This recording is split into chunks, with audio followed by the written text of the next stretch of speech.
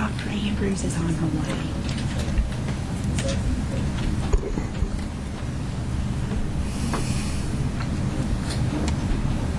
You're on, Wade. You're on. Good afternoon and welcome to our Murfreesboro City Board of Education meeting. Today we will begin our meeting at 5 o'clock p.m. for the discussion of the proposed rezoning plan. Mrs. Mathis? Good evening, everyone. We have started early for the purpose of reviewing. If you look at action item 4C on your agenda, I will just read to you what our eventual recommendation would be to you after we do have a chance to study our rezoning more thoroughly. I would ask for your approval of the proposed rezoning plan for John Pittard and Scales Elementary School as outlined in the zoning proposal overview, and you'll find that behind tab 4, and also as depicted on the proposed rezoning maps. And we also have copies of those maps behind tab 4. And we do have a chance now to review more thoroughly some of the information that we had brought to you at your December 2nd retreat.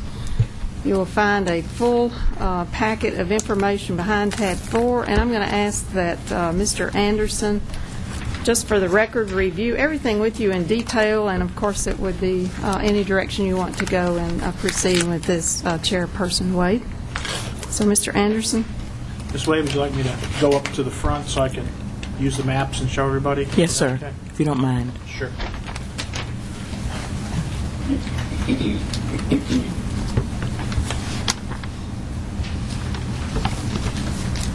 Okay, thank you. We're here tonight to discuss the zoning proposal. The intent of the proposal was, if you'll see on the first page on Section 4, the purpose of the proposed rezoning effort is to reduce the student population at John Pittard Elementary and Scales Elementary before they reach an overcrowding situation. Went into this rezoning proposal with that idea in mind, and when we put this together, we were looking at what could we do to those two schools to help. Were there any schools nearby that can help take some of the students off of them? What eventually do we need to look at? So what I did was put together in your book the potential rezoning plan. The Scales rezone affects 74 students maximum. Now we do plan to have grandfathering allowed for the rising 5th and 6th graders, meaning they'll be in school next year as a 5th and 6th grader. And of that number, 22 of those students could potentially stay and grandfather at Scales along with their siblings. We don't want to split families up like that. At John Pittard, there's 79 students involved, and the potential there is for 20 students to be rezoned. If it's all right with you, I thought I'd just show you on the map the area, and then we can go through the actual breakdown of the maps in your book. Before I go to this map, in your book, the first map is the current zone configuration as it is now. The second map is the proposed, if all of the things proposed were approved. Okay, so those are the two we start out with. But let's look at the John Pittard rezoning change. What we have at John Pittard is an enrollment basis of 958 students right now. The school, when it's built, Johnson & Bailey Architect put together a beautiful facility, and we feel that the capacity of the school, after you take into consideration the special needs configurations, that the actual capacity of that school is going to be closer to 960 to 60 students. Depending on the programs at the school, depends on how many students you actually have in that school. For example, a school built 10, 15, 20, 40 years ago at a certain capacity doesn't even come close today to handling that capacity because the state's changed programs on us, and we do different things in our district. But here's what we have planned. This area up here, as you can see, is north of Osborne Lane, and this is the area that we're asking to be rezoned off of the John Pittard zone here. Right now it is part of John Pittard, and we're asking for that to be zoned over to Irma Siegel School. Now that is the main proposal on that one. There is also a piece on the Irma Siegel map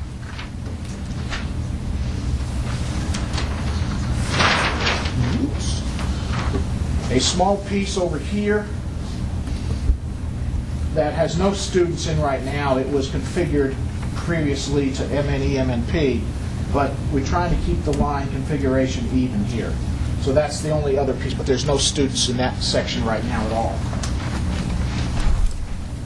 May I ask a question? So this is our proposal on this first one in your book.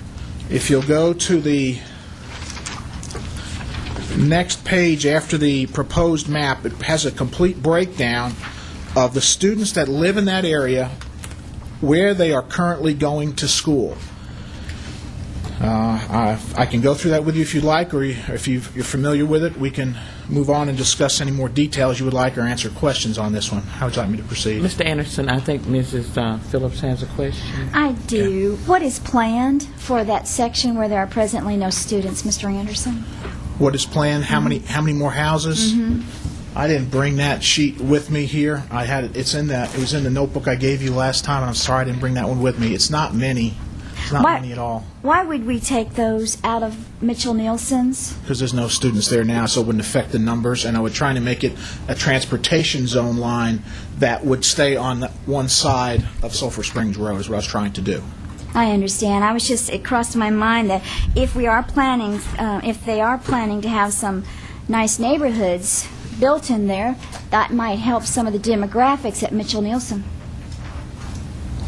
Yes, ma'am, potentially could. I was just looking at the potential right there of keeping here Sulphur Springs Road, just keeping it all on the same side of Sulphur Springs Road there. That's what I was trying to do. I'm just concerned about, I don't want to do anything I want to do what we can to keep our socioeconomic demographics as positive as we can for each of the schools. So that's my thought. Okay. Ms. White, I have a question on that also. Just on the John Pittard to Irma Siegel transfer, Mr. Anderson. Yes, sir. How does that impact socioeconomic status in those schools? If you'll look on that page that has the chart, the spreadsheet, Excel spreadsheet on it, the colorized one, down at the bottom it shows the socioeconomic area and the changes that it would have on that. The status would be a slight, Irma Siegel would have a higher free and reduced percentage than currently exists at Irma Siegel, and that would help the Irma Siegel socioeconomic status, and it does have a lower percentage overall than what's at John Pittard, so John Pittard would tweak up slightly because we took it. So it's kind of like it's going to help Siegel's number rise percentage-wise, and it's not going to really hurt Pittard's. It's going to go up slightly because the number in there is like 30-some-odd%. I'm sorry I didn't bring that number with me either, but that's how that one breaks out. And you can see what the numbers would be down at the bottom. So we don't know what the total percentage is of Irma Siegel and John Pittard right now, or do you have those numbers just off the top of your head? I've got it. I think it's 55%. It's at Pittard, and it's 8% at Siegel. I've actually got it over there. I didn't bring it out here. So would this decrease the 55%? No, it's going to keep it very close to the same amount because of the number of students we're moving. We're not moving such a tremendous number to really affect it much, but it will tweak up slightly in the socioeconomic at John Pittard, but it will also increase the socioeconomic number at Siegel. Okay. Well, I would really like us to be very cautious about any school that has over 50% free and reduced lunch, that we would add any students to their populations that would increase a single percentage. I really think we need to especially stay away from those schools that have 50% or more when we're looking at these students that are free and reduced, because we desperately need to balance that out in this system. Okay, Dr. Buttram, I had put in there in the last page of your material, and the 54 is actually Black Foxes. It's 46 at John Pittard. The last page shows what the breakdown would be. Currently at Pittard it's 46.5, at Siegel it's 8.73. If all the students moved, 35.71% is the ratio in that area, it would make Pittard's 47.48, and it would make Siegel's 11.19. Overall percentage rezoning effect on free and reduced would be 0.97% on Pittard and 2.46 on Siegel. So it goes up a little bit at Pittard, and it goes up to almost 2.5% at Siegel. Okay, but that's both of those schools are still under 50. Yes, sir, they both Okay. are. Yes, All sir. right, thank you. Anyone else have any questions on this one? Okay, are we ready to move on to the Yes, sir. scales? Uh-huh. All right.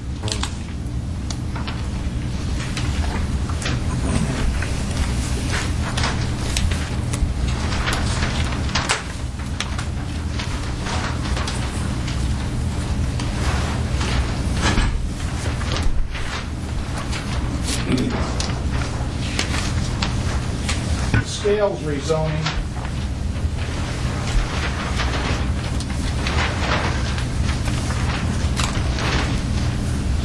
Scales rezoning is based on an area that is east of West Main Street. And everything on this side of the zone is being rezoned to that area. So we're only keeping going to scales the area that's west that was in the original plan before. Gary, Yes, sir. could you take your bottom map and move it to the left? I don't want to block Kelly, but if you could move it over part of that way, thank you. Yeah. That's fine.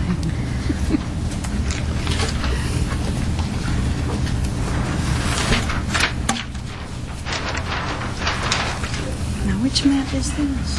I don't know, I'm lost.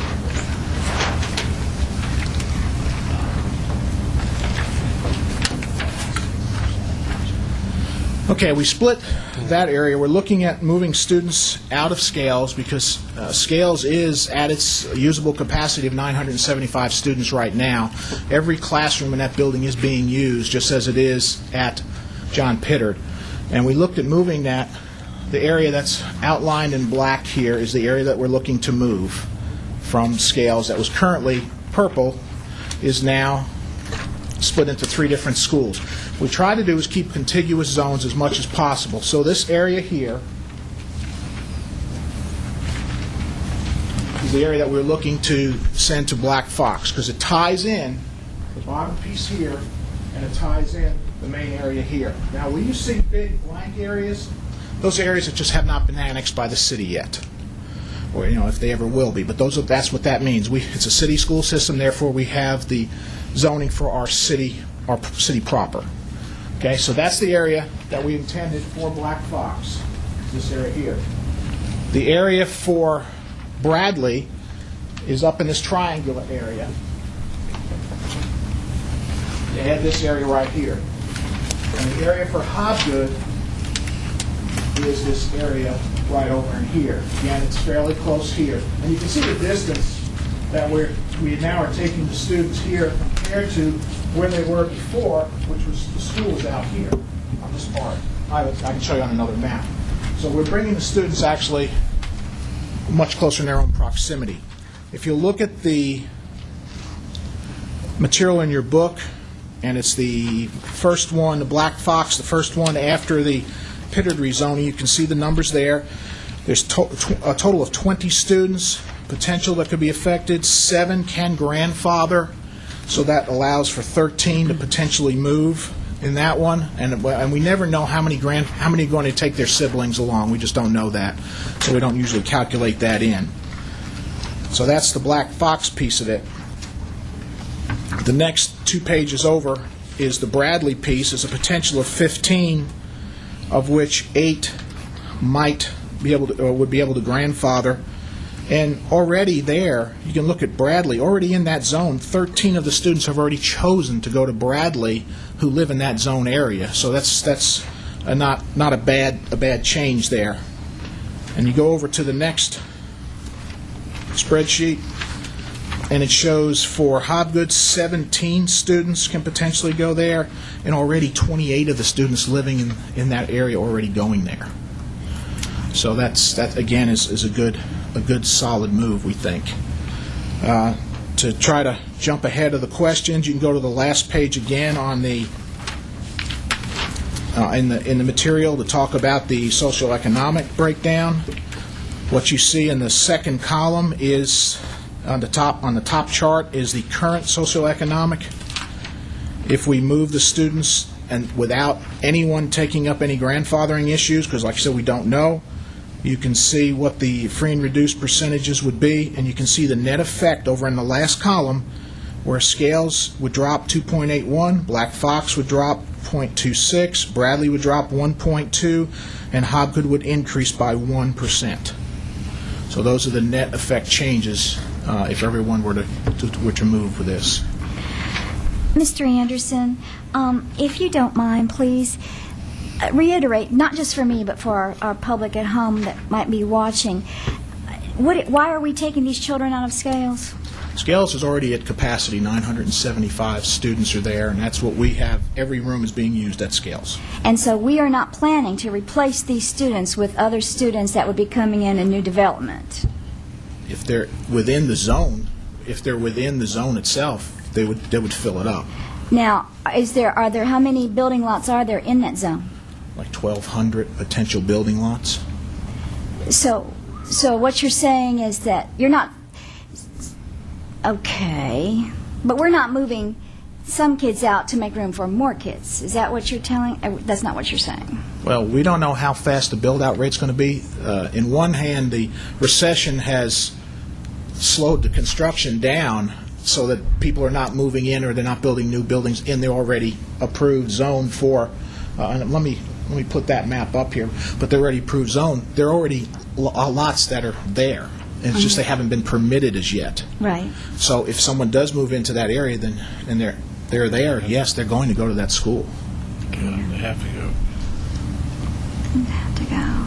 Something bothers me. That about is one area we've been moving forward. looking toward having a site for a new school. I was wondering, because if that's at capacity, and We've identified one and brought it to you once, Right. and then it's been put on the back burner for a while. So. Here's the scale zone, and you see all these areas are being contested for annexation. So we don't know if they're ever going to become or when they'll become part of the city of Murfreesboro. But if they do, they will be. But you can see here the areas where there's no roads or streets. Those are areas that haven't been built out yet. That's part of that 1,200 potential homes that can be in there. But they are already city property. Yes. I mean, already annexed for city. Right. The number, the 1,200 number is based on what's already been approved by the city as a lot, but has not been approved to build yet. And do you remember, Mr. Anderson, how Mr. A-Lot figures how many kids per house? Does it 1.5 or? He has I know he has a He formula. has an extensive formula that I have up in my office. I didn't bring with me, but I don't know. I just didn't bring it down. I could get it and tell you how many kids it would be. I'd be interested to see that sometime when you have a chance. Sure. It, as I recall, it was something like, it's 1 in 10 or something. It's really much lower than you would think because a lot of those houses don't have grammar school age children, elementary school age children. Right. Right. His formula bases how many students in a subdivision go to Murfreesboro City schools to have elementary age students. So his formula is I hate to just throw you one off the top of my head because his formula is much more accurate than what I could just throw out there. But it averages about 1.5, doesn't it? No, Per house? no. Per household? No. Doesn't average that high? It's much lower than that. Yeah, it is lower. In years past, he said it was 1 in 10, which sounds, 1/10 the child per. But that was a long time ago, and it may be higher than that now. But it's a lot lower than that.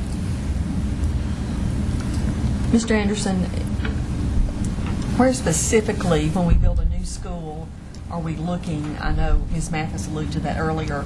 And when a new school is built, how many of our schools do you think the zoning will impact then? Well, our strongest growth is in the Scales and Cason Lane area, so that's the area we're looking primarily at a building.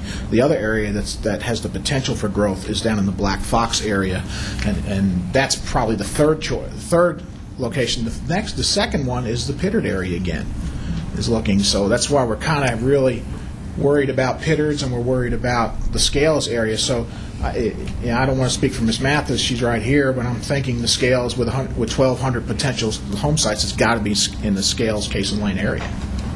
It is, and interestingly enough, Case and Lane increased by 14 students from last month to this month, but Scale stayed the same. So if the school were to be built in that area, and I know you can't give us a definitive answer, but how would zoning be impacted? How many of our current schools would be impacted by zoning at that point?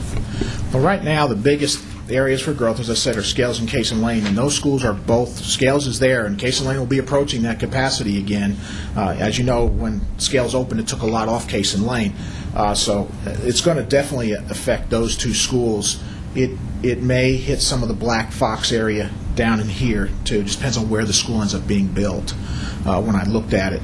It depends on if it's on this side of the interstate or that side of the interstate. It just depends on where we can get property.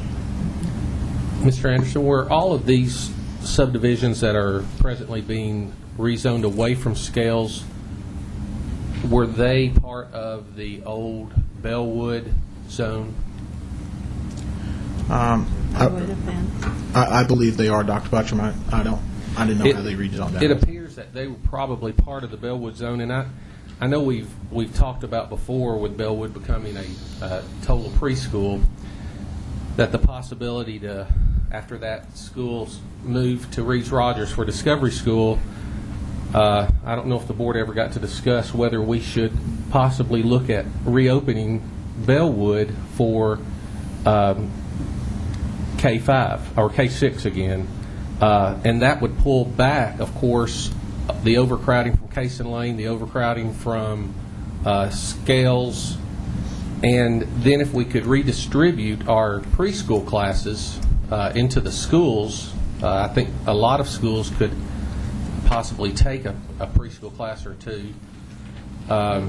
We may want to consider reopening Bellwood to students, and then of course the funding would be better for us, because I know we're funded for students above pre-K beyond the governor's money for pre-K, so that might be a financially beneficial thing for our system to consider, especially in light that we got the two schools that have the highest growth right now were the two schools that took all of the students from this school, and I notice as we look at the map, we're still busing those children all the way over to Scales and Case and Lane. Again, we could bring those back to Bellwood and redistribute our kids through rezoning that entire quadrant of our system again.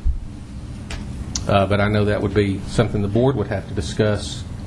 But I would rather look at some of those possibilities than increase any of the schools in their free and reduced lunch population, especially the schools that are over 80. I think our goal should be to try to get those numbers down closer to the system average. Dr. Andrews? I would have a lot of comments to make about that, but I don't know if this is the right time for that discussion. We're open for discussion, but we need to stay as close as we can to the proposals that are on the table for John Pittard and Scales. We have other times that we could maybe set, because that would get into a long discussion. Don't want to give the audience any indication that we're bringing up any rezoning anywhere else. We're strictly with John Pittard and Scales. I do think Dr. Buttram's idea has some merit, though, and it'd be good to discuss perhaps at a retreat, because I do think there's some merit to that. No, I didn't. I think it would be good to revisit why we made those decisions, and that Bellwood had our highest percentage of free and reduced lunch children at the time that school was changed to be a preschool. So No, it didn't. It had gotten to be close to the highest. It was changed to be a Discovery School, and then it was changed to be a before- Board members, before let it me. was the other. We're not into that right Okay. now. Let's stay Okay. with Thank you. Pittard and Scales, and then we can set up some time like we've done this. If you'd like to have a meeting to discuss the other issues, they sounded good, but we had this session for the proposal that's on the table. But Ms. Wade, if there's a possibility for us to talk about or make a change before next fall on rezoning, then that's going to affect maybe a possible vote on this rezoning. Because if we considered that option later on in a month or two, then I might vote differently on this proposal tonight. That's the reason we're having this meeting, to decide if you don't want to, this is on the board to talk about rezoning, to take away the overcrowding. I don't want to see any 5 or 6 more rezoning meetings come up, but I wish we would just stay with this and not bring Bellwood or the others into it right now. Those are good, but still we need more time to sit down to talk about it. Yeah, And you could always say you're not ready for this vote. You may want to do it, but I'd like to see us go ahead and just deal with this tonight and move forward.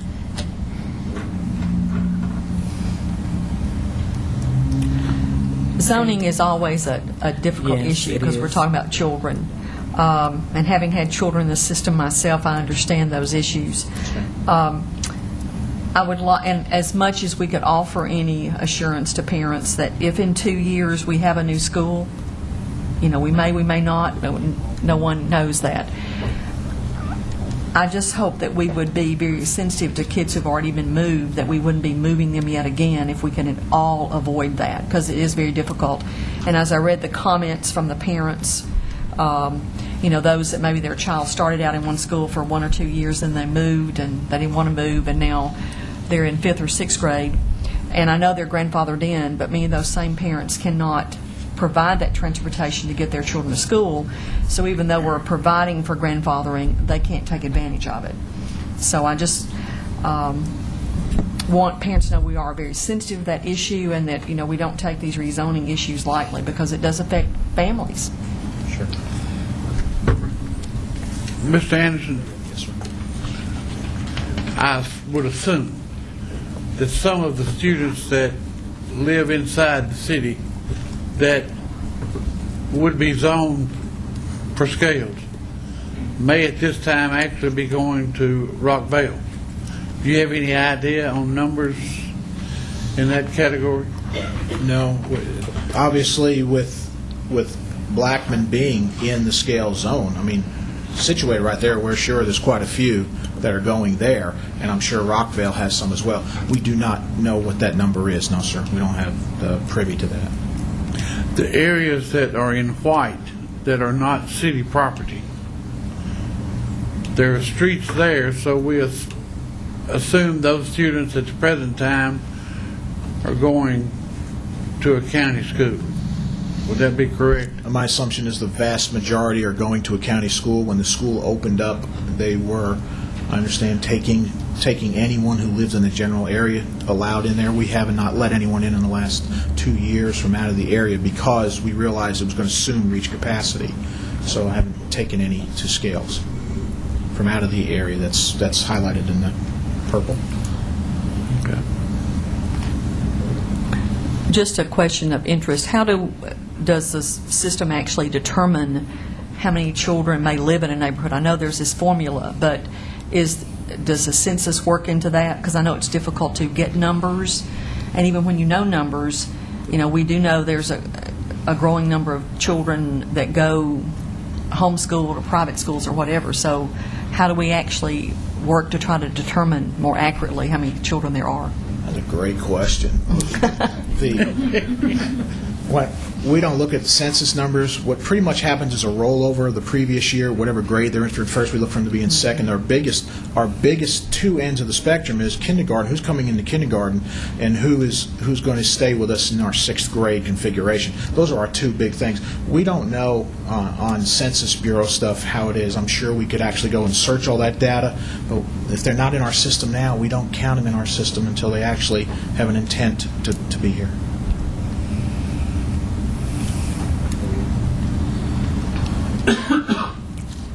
Are there any more questions or comments? I'd like to make a comment. Yes, ma'am. I'd like to make the comment that we're trying to balance a lot of different needs. One of them is the need to be very sensitive to having children go to their neighborhood school. Another one is to cause as little disruption to our families as possible.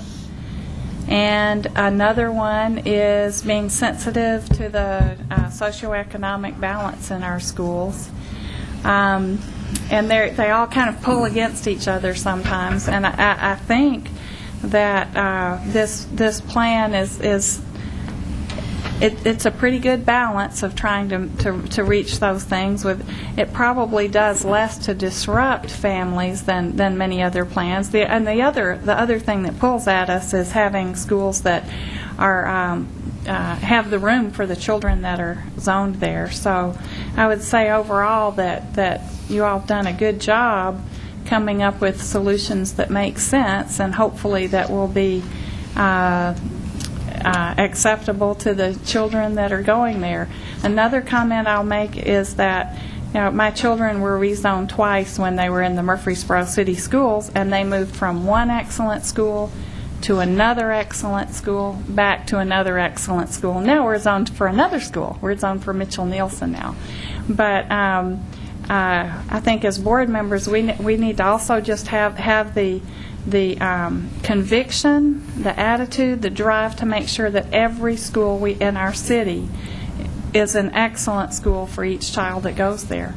So it's a difficult thing to deal with, because if there's one child or one family that's disrupted by it, that's one too many. But we just have to do the best we can to make the process as easy and comfortable as possible for our families and our children. Mr. Anderson, Yes. what would happen if we don't approve this? Give me a crystal ball idea. If you don't approve it, there is the potential that we would either have to cram students into areas that are not intended to be a classroom, or we'd have to put portables at those two schools. Now, again, I'm taking the assumption that we're going to have some growth in those areas, and the track record shows that we will. But that's what would happen in those two particular schools, is begging the potential of portables.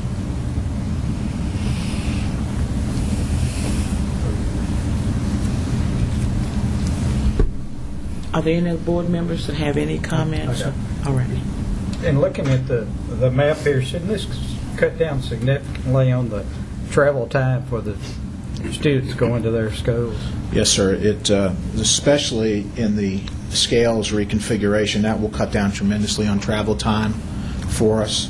And by using this as a main dividing line, it helps us from not having to crisscross and make turns across. As you know, in the morning, Main Street is really, really busy here, and so we're trying to avoid that as well. So yes, sir, it would. So it would cut down on the expense of operating the... It certainly would cut down on some fuel expense, we believe, because they're not coming all the way over here and going way up in here. They'll be staying much closer to their schools. There, yes. I think I've seen a school bus pass my house around 6 o'clock in the morning, if not shortly thereafter. They head I was out. kind of sleepy that early in the morning, so I'm not sure the exact time, but it was early for a little kid to be getting on the school bus. They head out 6 o'clock. School's open at 7:30. They're starting to hit the road. Yeah.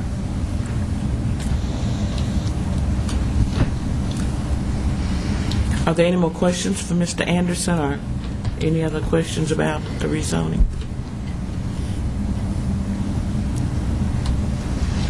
I'd like to make one more comment. I just can't help it. I was going to be quiet, but Ms. Duggan reminded me a while ago about not rezoning again. And I'm sympathetic to this, because I've had children that got rezoned, and for 6 weeks before they changed schools, I had to listen to them crying and whining and all that. And a lot of you that have been on the board have heard me tell this before. But once they did change schools and found out that a bunch of their buddies had also moved with them, well, 2 weeks later, the old school was the lowest form of human beings that there was. So, I mean, the kids do adapt, and I know there's circumstances, but as far as this board or any other board or the county school board or anywhere else, if you're going to grow in community, you're going to rezone periodically. And we've had people come up here and say, well, when I bought my house, the realtor told me I was zoned to a certain school. They just need to get real. That's not, if you're growing, it's not possible to not rezone periodically. And we try to, and that's one of the reasons that we have some of the zones that we do is, frankly, in prior years, try to minimize the impact on the number of students that would be involved and try to be as sympathetic to their needs and all that type of thing. And so we do wind up with some unusual looking zones, but there are times when it's just necessary. So, and I don't know if any of you have ridden out beyond Cason Lane and Scales. I know Mr. Washington has, but there's a huge number of developed lots out there that already have streets and utilities, and they're stubbed off and are just sitting there waiting. As soon as the economy picks up any at all, there's going to be a tremendous development out that way. And in my opinion, and from what I've heard in the past, it'll be much more so than going out Manchester Highway or John Pittard. But anyway, so we may be a little bit early on trying to relieve Scales, but it's inevitable. It's coming. So I defer to the staff's recommendations personally. Thank you. Any more comments? Mr. Anderson, is there anything else that you think we've missed or? No, ma'am. You've gotten a good amount of information to go over. And thank you so much. Thank you, ma'am. For giving up your time. Well, we as members of school board have a very hard task on this rezoning. I cringe many times when I even think we have to do it. But as Mr. Anderson and others have said, with growth, sooner or later you're going to have to consider rezoning. There's been some wonderful ideas that have come by. Dr. Bertram had a wonderful idea. I don't want to get out there too far on that limb to talk about rezoning when tonight on the session we're having is strictly to discuss Scales and John Pittard rezoning. I hate when we have to do it also, but I know we have to do it as a school board. We're not going to get back into the portables, using rooms that are not designed for classrooms. Every child that's in our system deserves to have a classroom, one that is comfortable, one that is exactly for them. So if there are no more questions or comments, I welcome your comments if you have any. I had one more question. What did you tell me capacity would be for Irma Siegel? Or did you tell me? Maybe I didn't. That's what the potential rezoning effect is. But what's the capacity? The building was originally built for 1,000. The actual capacity that we feel the usable capacity per student is 920. 920. And of course, depending on how the grade, that's based on 20 students per class. If you have more than that, you can obviously take a few more students into those schools. All right. Ms. Wade? Yes, sir. I guess I do have another question. Okay. Because before I would want to vote yes or no on this, Okay. if there's a possibility that we could have just a minor study done on how that would impact the two schools to reopen Bellwood as an elementary school, I would like to see that in comparison to how this is going to help those two schools. Because, again, both of those would be helping the overcrowding at the two schools. So I think it would be an alternative that we should at least consider, maybe look at some of the basic foundational issues of doing that. Mrs. Wade? Yes, ma'am.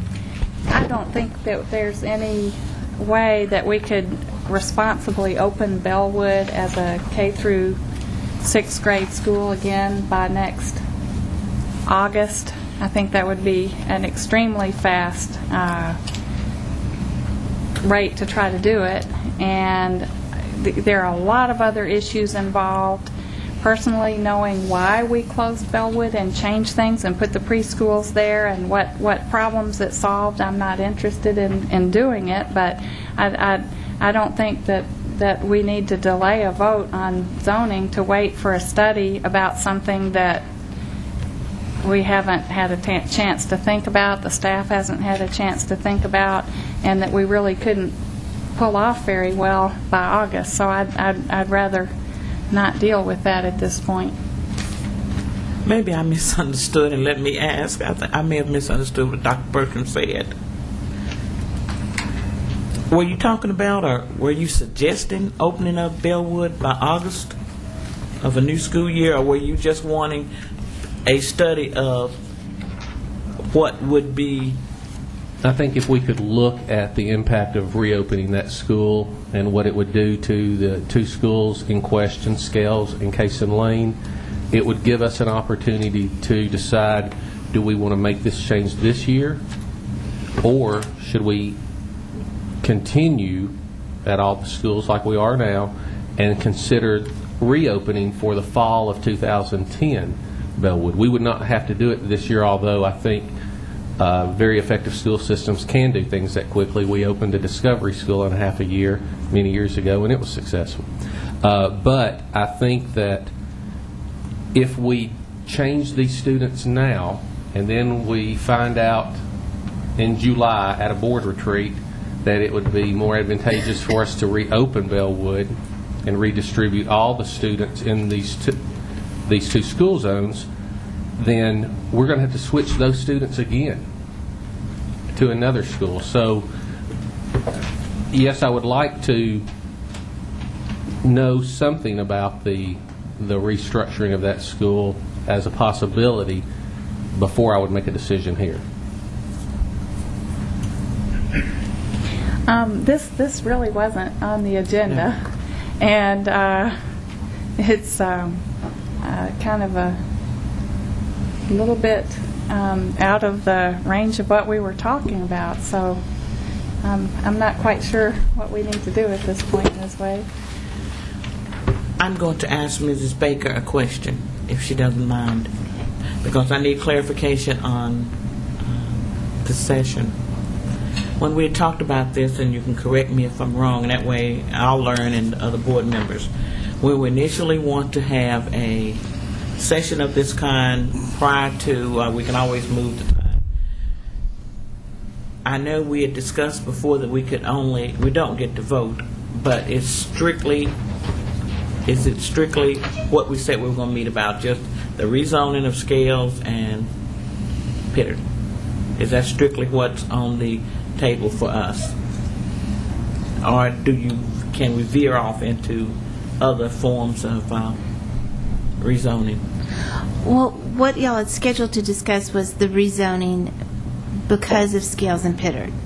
Now, any other potential issues that impact that rezoning could be discussed. Thank you.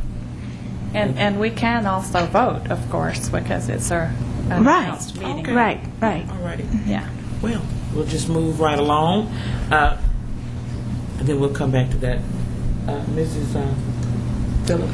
Yes, I would like to amend when it comes time to do, and I just let you know, I'd like to amend the zoning plan to leave out that section that I discussed with Mr. Anderson that we discussed that is presently zoned to Mitchell-Nielsen, that doesn't have any homes on it right now, because it's not going to affect it one way or the other. I hate to take it out of the zone if it could positively impact Mitchell-Nielsen at a later date. Since there are no homes there now, it won't affect what Mr. Anderson has planned, so I'd like to amend the plan to leave that section out for the time being. Does he know the section that Mr. Anderson, do you know which That section? little tiny piece. Okay, thank you. Was that a motion? That's a motion. I'll second that motion. I think may I Yes, say go something ahead. about that? I think the other thought is that the Mitchell-Nielsen area has very little room for growth in it, And the Siegel area has quite a bit, I think. So would Mitchell Nielsen be able to have room for children in that area? Yes, Mitchell Nelson has Okay. room for children. Yes, ma'am. And they would have room if those were built out? Okay. Question? Was there any reason for having that spot zoned like that? The only reason I zoned it that way, again, was to keep the bus from having to cross over Sulphur Springs Road, and they could just stay on, all the zoning would be on one side of the road. That's just trying to make it easier for transportation. Since there were no students there, it really didn't have an impact on the numbers at all. I'm assuming that once the growth starts back, that we were basically at capacity or close to capacity most places, and once the growth in housing resumes, we're going to probably have to do a major rezoning for the whole system anyway. Is that so? It doesn't really, this spot, taking this spot out doesn't really make any difference on a short-term basis. No, so it doesn't make any difference, especially since there's no one in there now, and if they don't have any homes built in there. Well, there's a few built, but there aren't many homes in there. So it doesn't have a major impact. At some point, depending on how fast the growth comes, sure, there's going to be more rezoning coming about. Are there any more questions about the motion? Yes, ma'am.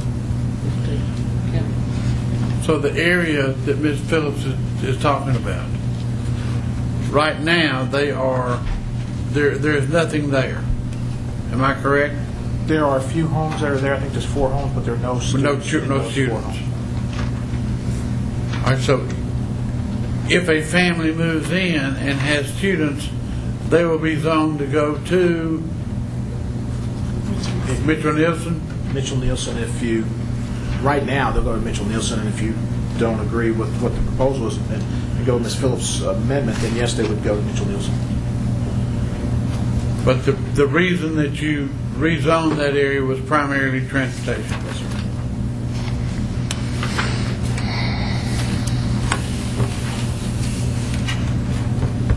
Any more questions or comments about the motion?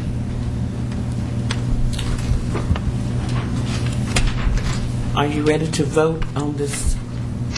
We can vote on this The amendment. Yes. Yeah, vote on the amendment first. Okay. Mrs. Ridley, there's been a you have another question, Mr. Kent? Her, Ms. Phillips is a motion, not an amendment, it's a motion. But you have to vote It's a on the motion to amendment. make an amendment. My motion is to make an amendment to that plan. That's it. Thank you. All righty. Mrs. Ridley, would you call the roll? Mr. Hopper? Second. Somebody's, Dr. Andrews. Second. Second. Second. Yes. Ms. Phillips? Aye. Dr. Andrews? Aye. Dr. Buttram? Yes. Mr. Campbell? Yes, ma'am. Ms. Duggan? Yes. And Ms. White? Yes. Thank you. If it is the will of the board, if there's no more discussion about the rezoning and you desire to have no more discussion and you're prepared to vote, I'll make a motion, if you'd like. I'd like to move that we approve the zoning plan as presented and as amended by Mrs. Phillips. is there a second? Second. There's been a motion and a second. Are there any more questions or any comments before we take a vote?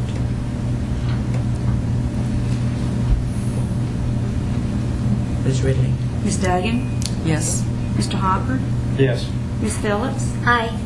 Dr. Andrews? Aye. Dr. Buttram? Yes. Mr. Campbell? Yes, ma'am. Ms. White? Yes. Thank you very much.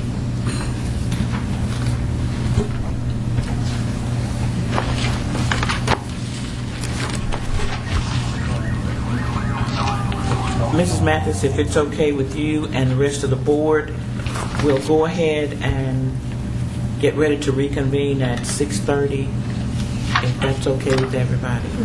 Yes, and as you know, we do have a reception plan for our system level and school level teachers of the year. And you'll be pleased to meet them. Then they will be joining us in this room and receiving a plaque and also a small memento in recognition of what they've achieved. Thank you. And thank you, board members, for availing yourselves to come at 5 o'clock. Thank you so much.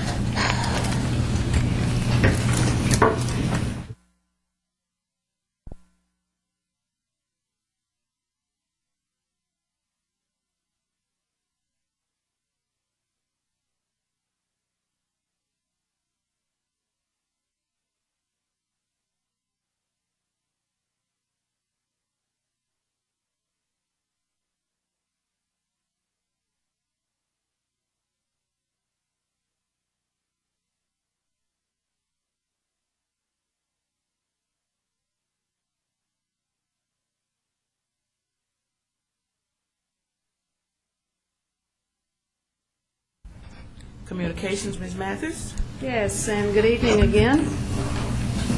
Your first item is the opportunity to recognize some of our great teachers in this school system. We have 20 teachers to recognize in the State Teacher of the Year competition. Ms. Wade, if you wouldn't mind going to the podium. We have a plaque and a little gift certificate to give to each of our teacher honorees. I will call their names, ask them to come to the podium. First of all, representing Bellwood Bowden Preschool, Kathy Bennett represents Pre-K 4. Kathy, congratulations.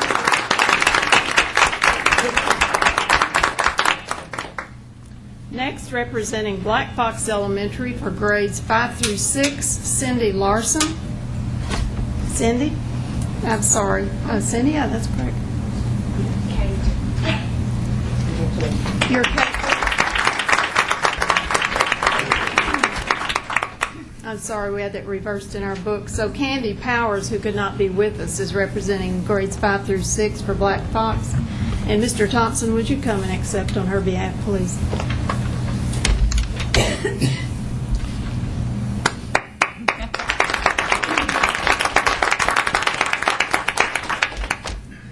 And representing Pre-K 4 for Bradley Academy is Jackie Milligan. Jackie, if you would come forward, please.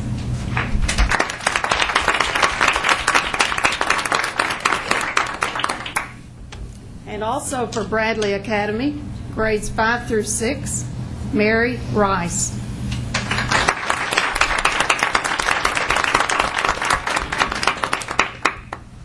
For Cason Lane Academy, grades Pre-K 4, Felicia Jackson.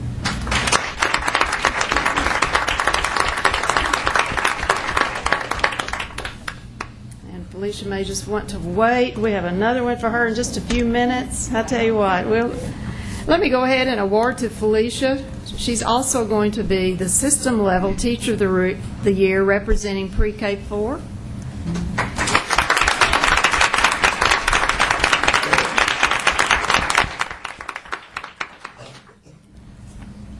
For Cason Lane Academy, grades 5 and 6, Mary Melvin. Congratulations, Mary.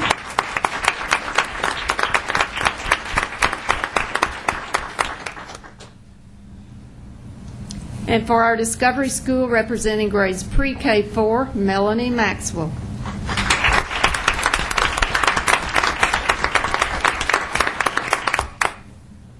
For Irma Siegel Elementary, representing grades Pre-K 4, Emily Clark.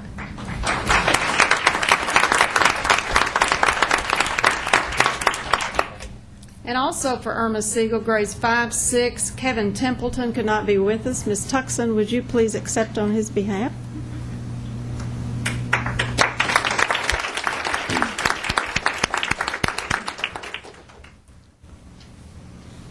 For Hobgood Elementary, representing Pre-K 4, Quinina Bell.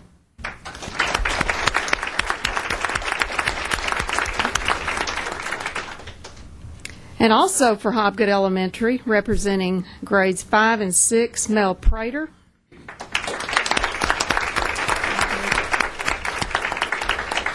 And we'd also like for Mel to pause a minute. Mel is also going to represent our school system in statewide competition for grades 5 and 6. Congratulations, Mel.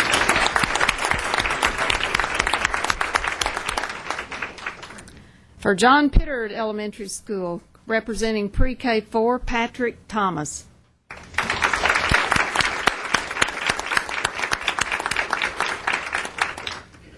For John Pittard Elementary, representing grades 5 and 6, Laura Heath.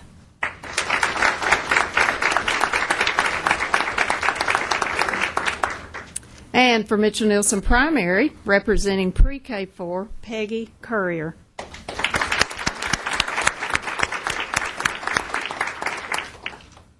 For Mitchell Nilsson Elementary, representing grades 5 and 6, Terry Williams.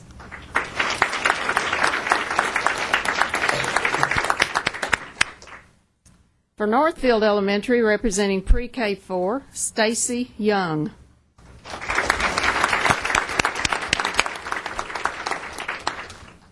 For Northfield Elementary, representing grades 5 and 6, Jim Bjork.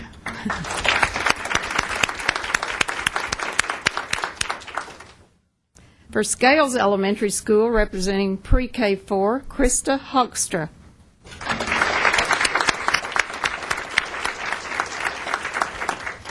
And also for Scales Elementary School, representing grades 5 and 6, Andre White.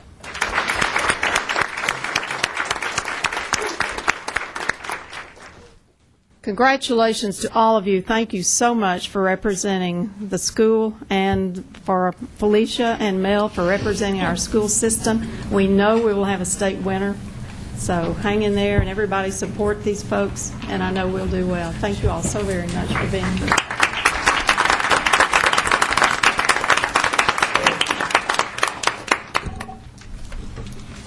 The next item, board members, we have a presentation by Wayne Blair. Mr. Blair is a Rutherford County School Board member, but he is here tonight representing the Tennessee School Boards Association's 2008 Award for Excellence in Education Programs. Tonight he will be recognizing a program at Scales Elementary School. Mr. Blair, I will let you tell us a little bit about that, and I think you'll be inviting our principal to the podium. Madam Chairman, board members, staff, and special guests, I'm surrounded by excellence tonight, so this makes this even more appropriate to make this presentation. Good to see you again, Madam Chairman. It was early this morning. Thank you for your advocacy, meeting with our legislators, and I thought we had a wonderful opportunity to share our concerns and our needs. So great to see you again. Not only am I honored to be here as a Rutherford County citizen, but also as a member of your sister board, the Rutherford County School Board, and I bring my regards from our director and our board also. Probably at this point, it would be appropriate to have the Scales Elementary principal, Ms. Stevens, come up and describe or talk about this excellent for outstanding program. Scales Elementary holds a one-and-done healthy walking fundraiser sponsored by our PTO. In that, the student body and faculty select a local community service agency that they adopt as a team. 10% of that grade level's raised funds from the Healthy Walking Fundraiser goes directly to that community service agency in a school-wide presentation. In addition, the students are encouraged to do an act of service to that agency so that children can learn the difference that they can make in the lives of others, whether that is through an act of service and kindness or through financial support. Thank you. As a former PTO president and parent of children in our system, I find the one and done very intriguing, as I'm sure other stakeholders do. But the TSBA has asked me to make this presentation today, and they gave me a little script, and they're pretty adamant about you staying within their scripts, aren't they? So I'll read this if I may. Each quarter, the TSBA recognizes outstanding programs in local school systems with the Award for Excellence in Education Programs. Criteria to be considered in selecting award-winning programs include uniqueness, adaptability, and involvement of the community, and evidence of success. 70,000 is pretty good evidence. We've given over 20,000 to local agencies in 4 years. Wow, that is great. Bless you. TSBA Board of Director members, staff, the school board itself, a local superintendent, school board member, or representative of the school district may submit nominations for award-winning programs. On behalf of the Tennessee School Boards Association, I am proud to present the Award for Excellence in Education Programs to the Murfreesboro School Board for Scales Elementary School for the Step Up and Serve programs. Congratulations. Congratulations.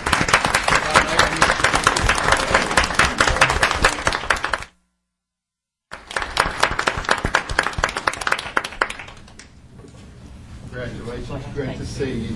Thank you. Thank you so much, Mr. Blair, for taking time out to come to our school board meeting. And I do want to recognize a teacher who was unable to be with us a little bit earlier. Kevin Templeton is Irma Siegel Elementary's Teacher of the Year for grades 5 and 6. So, Kevin, would you come to the podium and let us say hello to you, please? Sure, absolutely.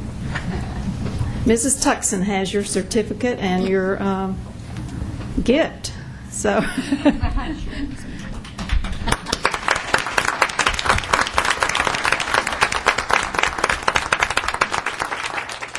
Thank you very much, Mr. Templeton. Next, we have with us Ronnie Shaw. Ronnie is the director of Read to Succeed, and she is going to tell us a little bit about Literacy Matters, one book. Ronnie, welcome.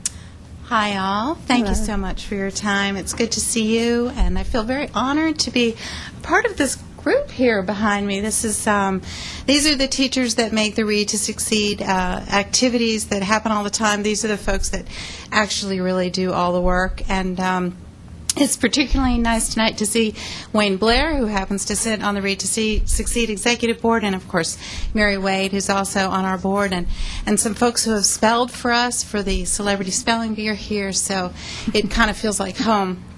As most of you know, Read to Succeed is our literacy initiative for Rutherford County, and we promote literacy with Reading in the Schools Day and the reading rallies. We have programs, age-specific, our 6th grade spelling bee, our family literacy programs, our high school arts conference, and, of course, our adult literacy program where we tutor adults who want to learn to read better.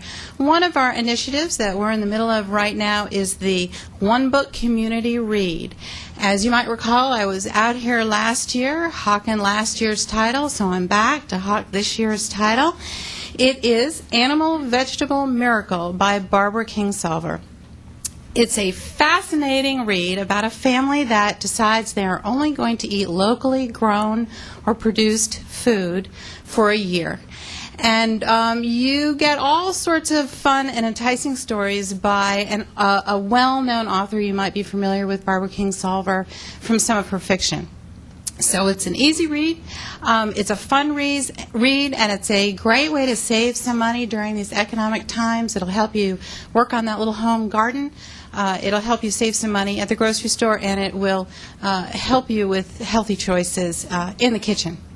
So, as I did last year, I'd like to ask if this group might want to be a model for the community. I will let you know that I've been to the city councils at Smyrna, Laverne, and Murfreesboro. Mr. Blair spoke to the Rutherford County School Board. And the County Commission has also received a copy of the book, so we'd like you to join us and have one of you take a copy, pass it around, enjoy it, talk to other folks who you might come in contact with, let them know about the book, so that instead of, how about them vols, we might hear, hey, did you get to chapter 6? Anybody interested? Sure. Okay, now they're fighting over it. Butch is going like this, Miss Phillips.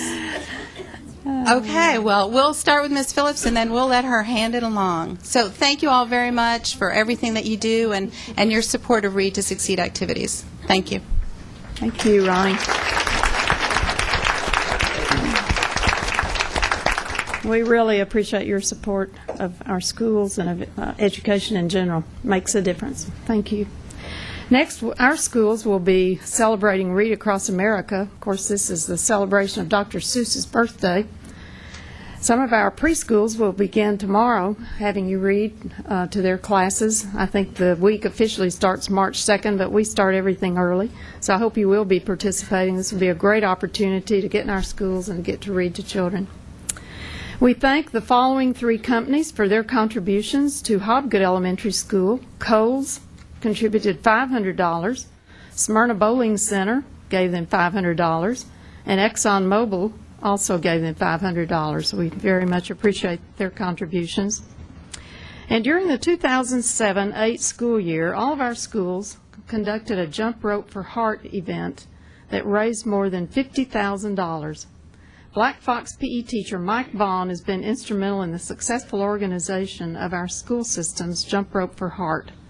We really appreciate him, and he's actually the president of the Jump Rope for Heart Association, and he continues to provide leadership in that area. We thank Mike Vaughn. We should have had him with us tonight to thank him for all he has done for healthy hearts.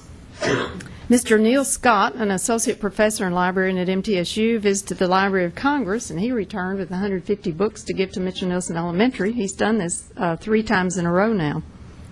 And Principal Barbara Tuxson wants to share with you that Irma Siegel has received donations from eBook Grant in the amount of $599. This is a grant from Sylvan Dell and was written by her media specialist, Patty Dodd.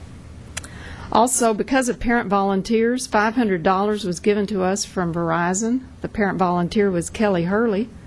And $500 came to her school from State Farm because of a parent volunteering named Krista Hawkins. So we certainly thank these parents and the sponsor companies.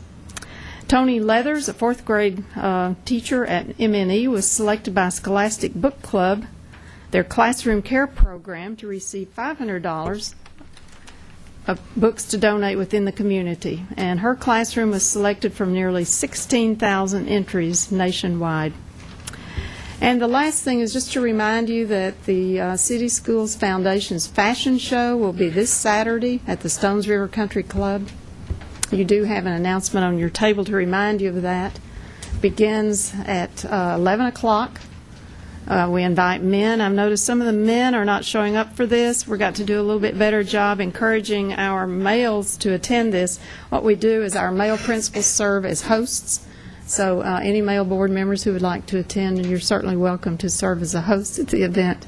And it is a very nice fundraiser for our City Schools Foundation. Those are all the items of communication.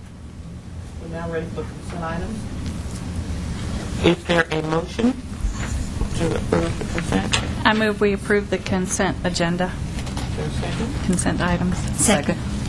It's been moved and second that we approve the consent items. Action items, Ms. Mathis. Yes, you will find your first action item behind tab 2, and that is a resolution affirming appointed superintendents. I should have indicated that Mrs. Duggan had asked that this be put on our agenda, and she may want to make reference to it before you vote on it. Just this afternoon, they were sharing from the legislature about this. We know this comes up every year in the legislature, but there seems to be more fuel this year to try to get this out on the floor and voted on. And I think it's very critical that we continue to maintain the highest standards we can for our directors of schools. Some of you may not remember, but at one point in Murfreesboro City, we not only we have an appointed director of schools, which we've always had, but we also had an appointed school board, which is not a good mix. Because I think you need one group that's elected and one that's appointed. And having the school board to be elected, I think, is the best of both worlds. So I would like to very much ask that we consider this evening and to take very serious what could happen. There are only 3 states in the nation, I believe, that actually have elected school board directors anymore. So I think we want to continue to move forward and have greater input into that person is, so they don't have to worry about, running a campaign and trying to get reelected. So their focus can be strictly on the school system and what's in the best interest of our students and teachers. I move that we approve the resolution affirming appointed superintendents. Second. It's There's been a motion and a second. Ms. Ridley, would you call the roll, please, ma'am? Ms. Duggan? Yes. Mr. Hopper? Yes. Ms. Phillips? Aye. Dr. Andrews? Aye. Dr. Buttram? Yes. Mr. Campbell? Yes, ma'am. Ms. Wade? Yes. I'm going to sign this, and then I'll pass it to the board members. And thank you, Ms. Duggan. This is very timely. This was, this morning, this was discussed in our Day on the Hill. And it's good to see Mr. Bennett in the audience. He was there this morning, and I certainly appreciate you coming forth with this. And I'll get it signed.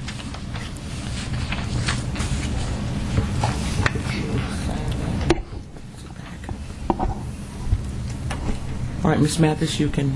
Yes, item B under action items is to approve 2 revised board policies, and they should be looked at separately. You'll find copies of one of those policies behind tab 3, and the other is on a bright yellow sheet on your desk, and that will be B07. The first one, rules of order, and the second one, agenda preparation and dissemination.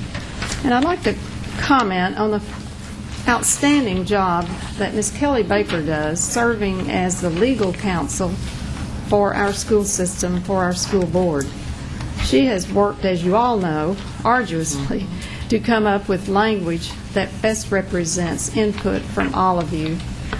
I'm going to thank you again, Kelly, for all your work on this, and if you would talk to us a little bit about the changes that you've made to reflect input from the board in Board Operations Policy 2, Rules of Order.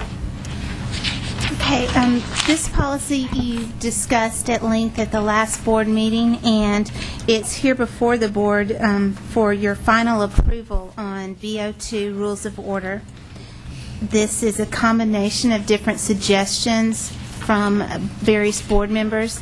It also reflects you had requested that I review some scaled-down rules of order that are developed for small bodies as opposed to the Roberts Rules of Order. So this reflects that as well.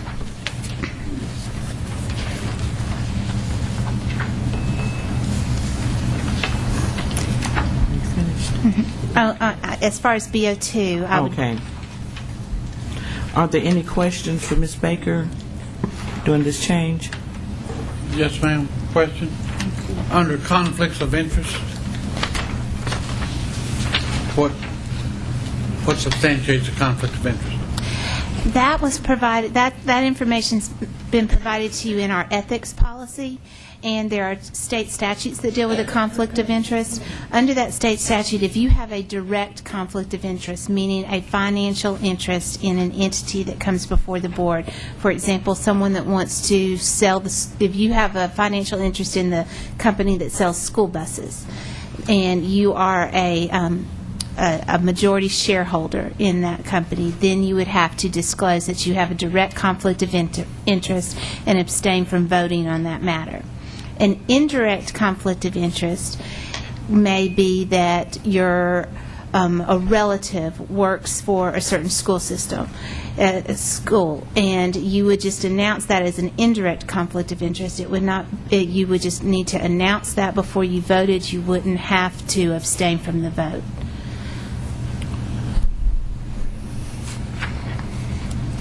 Are there any more questions before we take a vote? Ms. Mathis, if you don't mind, can I ask for a little short break? Just about 2 minutes. Sure. Okay. Thank you. At this time, if there are any of the teachers or that we honor tonight would like to leave, anybody, I'd give you a chance. And thank you so much. What, you don't want to stay?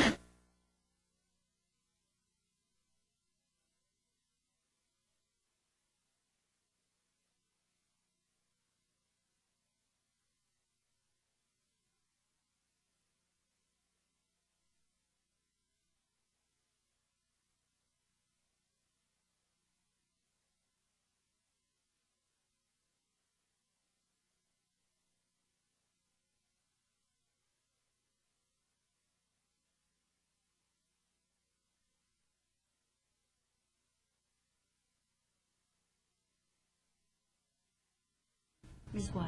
Yes. If there are no more questions, Ms. Baker, you do want us to vote for these separately? Yes, please. Is there a motion for the approval of BO2? So moved. Is there a second? Second. There's been a motion and a second. Ms. Ridley, would you please call the roll? Yes. Dr. Buckner? Yes. Mr. Campbell? Yes, ma'am. Ms. Duggan? Yes. Mr. Hopper?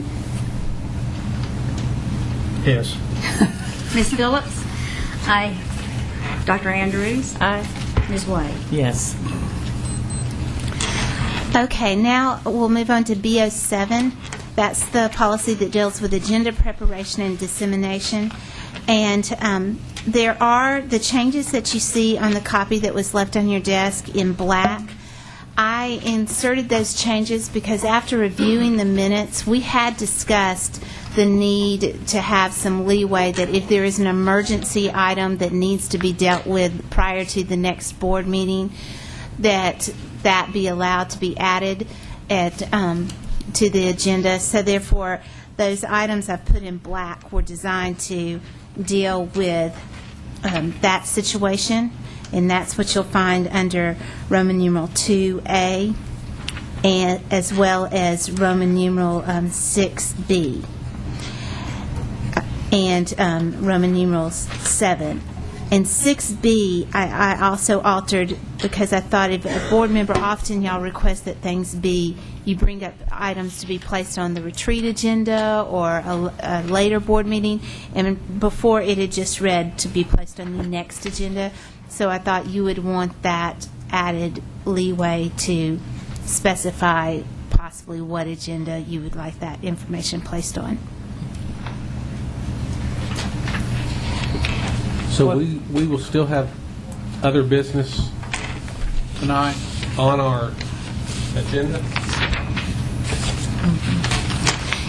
Yes, this will allow you to deal with other business that a board member can bring up an item and request that it be placed on a subsequent agenda, or if it's something of an emergency nature that has to be dealt with prior to the next board meeting, it can be dealt with under other business. But that will be determined by the board chair if it No. fits under that category. No, look under A. Okay. That was for the director. If she has, for example, a contract that she needs to get approved before the next meeting, she can bring that up. Or there may be situations where I have legal matters I need to bring to your attention before the next board meeting and have those dealt with, then I would be able to bring those up. All right. And those could be discussed. If you had it tonight, we could do it tonight. Yes, sir. Are there any other questions for Mrs. Baker? Under number 2 on the front page, the sentence that was added, some reasoning for why that sentence was added. That sentence is added so that if there are items that's to deal with the emergency situations. And oftentimes, for example, tonight, you got a revised agenda tonight. Mm-hmm. And that's to deal with that situation that when you get the revised agenda up until the time of the board agenda, the board meeting, or you, as we're adding a section to the agendas now, that you're going to approve the agenda. So any time prior to you voting on approval of the agenda, an item could be added. It's for those late, last-minute additions. And I understand that. I guess it's just when it says the director or board counsel, and I assume that you right, that's me. May add or remove, then that really doesn't, that removes the board from the picture. I think when we had talked about it, we had said that the chairman would also be included in that group. Those 3 people could add something emergently. I think that's what we had mentioned.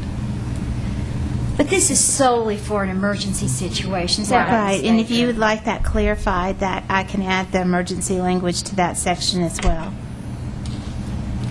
Now, go ahead. Can we add the chair to that, the director, board counsel, or chair?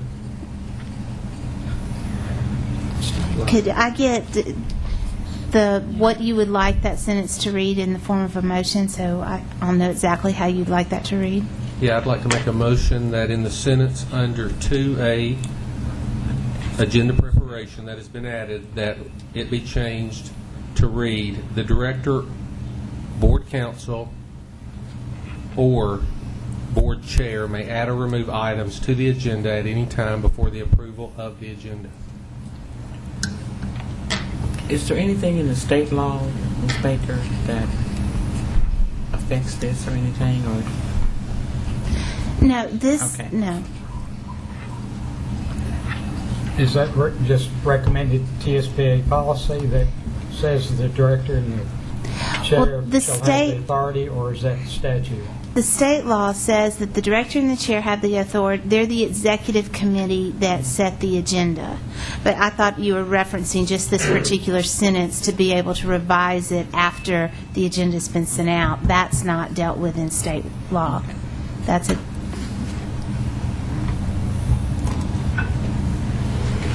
Are there any more questions from the board?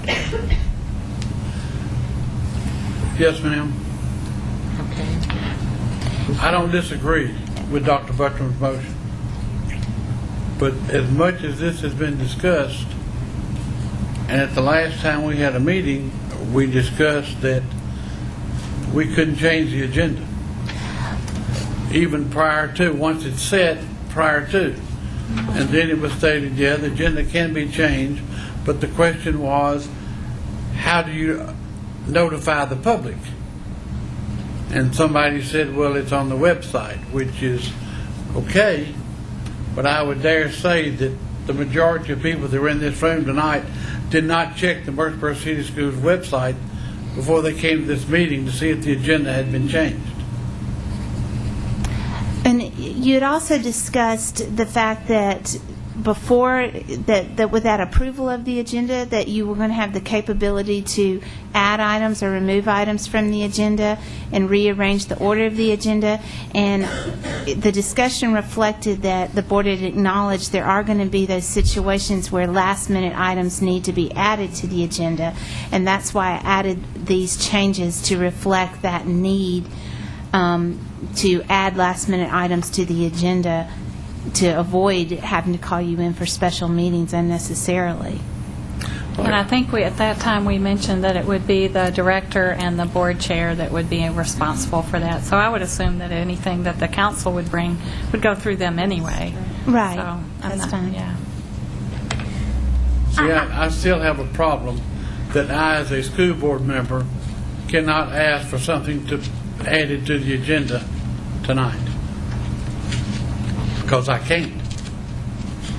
I can ask, but if it doesn't pass those people that make those decisions, whether it is a majority vote of the board or not, it still cannot be placed on the agenda. Right. So, but if you have something that's urgent, you can bring it up to Ms. Wade ahead of time, or all right, the way this would be written, board council or Mrs. Mathis, and say, I think this is urgent, we need to do it this time, and would you please put it on today's agenda? And then if they decided that it was appropriate, they would add it. That's what I'm saying. That's right. They may not agree with me to being That's right. appropriate, That's right. but I guess that's the power that they have. That's right. Okay. Mrs. Phillips. Ms. Baker, would you give us some typical scenarios where this would be invoked? Well, for example, tonight I need to get you to make a decision on a public records request that's been made to me regarding some information that has attorney-client privilege associated with it. So I will need you to make a decision on that tonight, and that's an emergency item that must get made immediately so that I can respond in timely fashion to the public records request. I have 7 days to respond. So I need to bring that to your attention tonight, and that would be a matter I'd bring up under other business.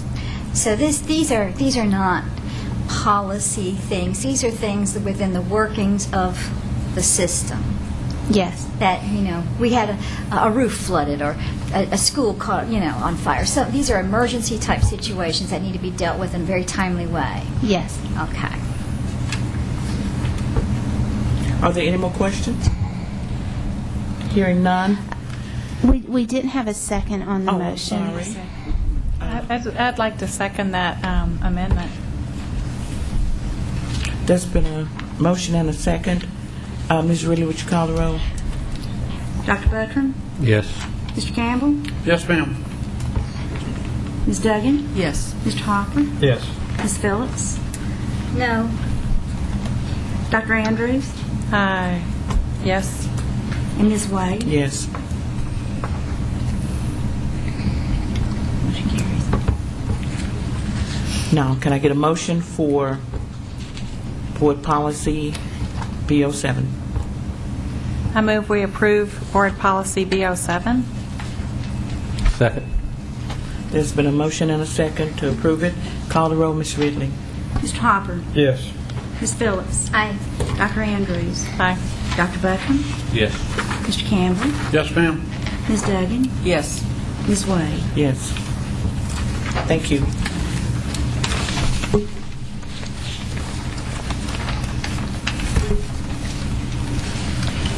Ms. Wade? Yes, ma'am. Before we move forward, I have a request. I don't know if this will take action by the board, but when we have revisions to policies, could we possibly, when we receive them, within the same format on this page, could it indicate what the changes were compared to? We typically give you the current policy and then the new one, and then we will show in bold. This was such a huge revision that it was hard, everything almost would have been in bold. We did put the current policy on your desk tonight, and we had done that earlier, but yes, any type policy that comes up the first time, we will have the current policy in as well as the revised one. So Thank you. yes, thank you. Thank you, Ms. Duggan. Reports and information, Ms. Matthews. Yes, we I'm have. sorry. Hold on. Ms. Baker, now, do you need a motion on that other legal item? Did you want- I can bring it, I can wait till after the reports and information, or you can deal with it now. It's at the chair's discretion. We have some. We'll go ahead and deal with it now, Ms. Baker. There's some school groups waiting.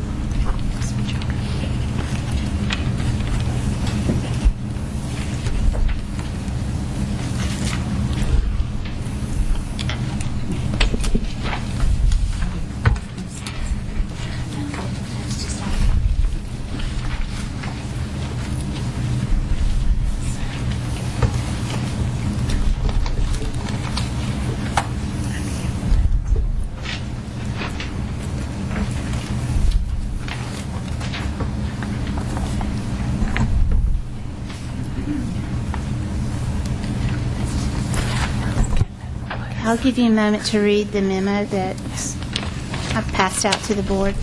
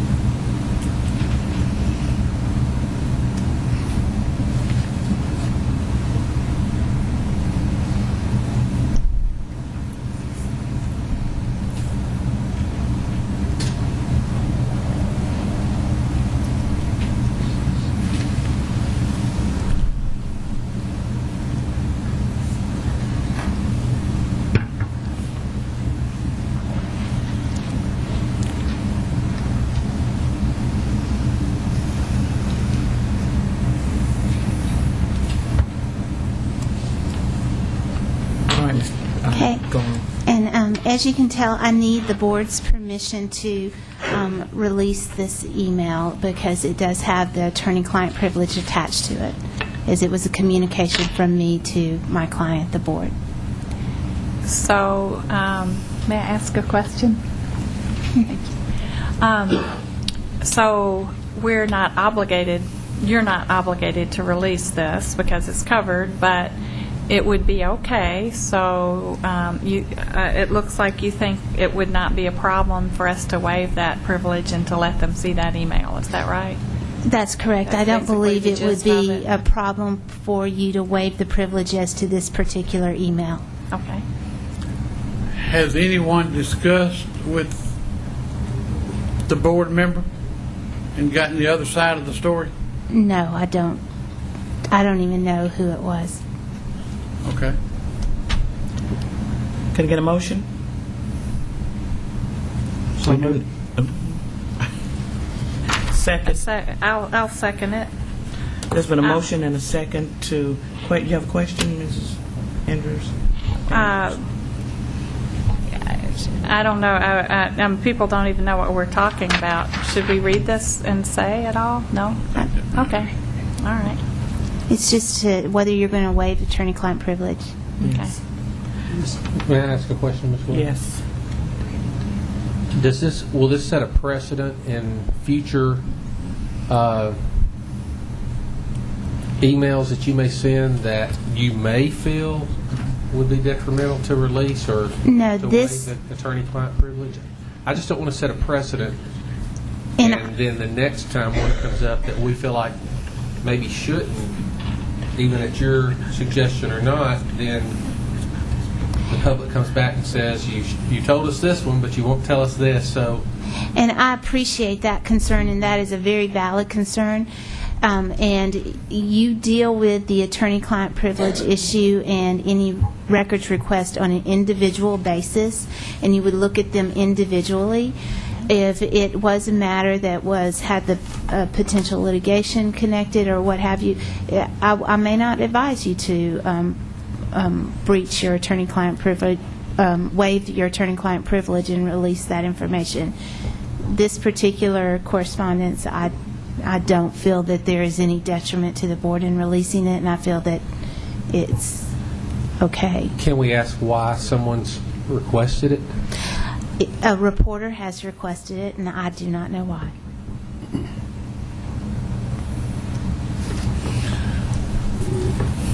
But you don't know who the board member is supposed to be? No. You don't know anything, but you have the email. I've got a copy of the request from the reporter if you'd like to review that. Would the board like to see the email she sent me requesting it? I don't feel that's necessary. You see the email?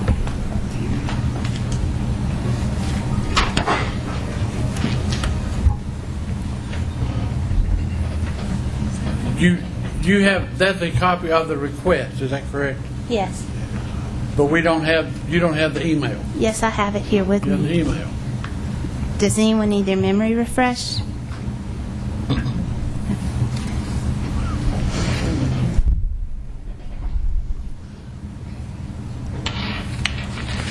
I would like to, because I don't know what we're talking about. I don't.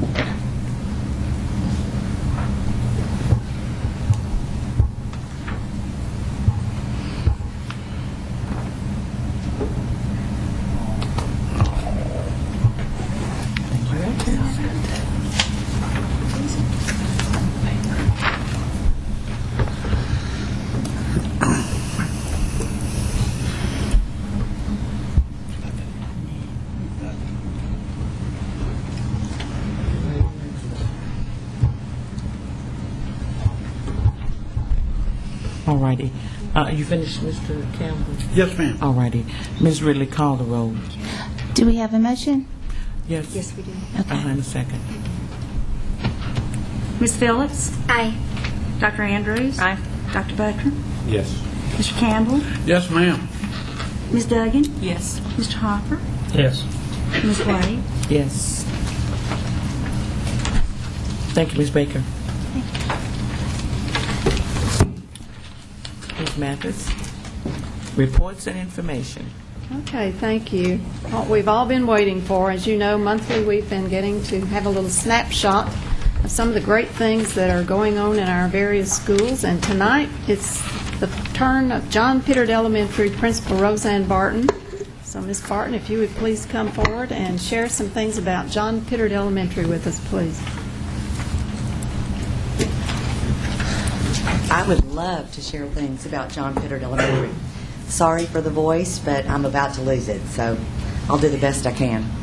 Thank you so much for the opportunity to showcase our school. John Pittard Elementary is very similar to many of the other city schools in the area of instruction. We, too, have after-school tutoring, this year focused on our ELL students, as that was a trouble spot for us in the 2008 scores. We also have educational assistants specifically assigned to tutor at-risk students at each grade level, both individually and in small groups.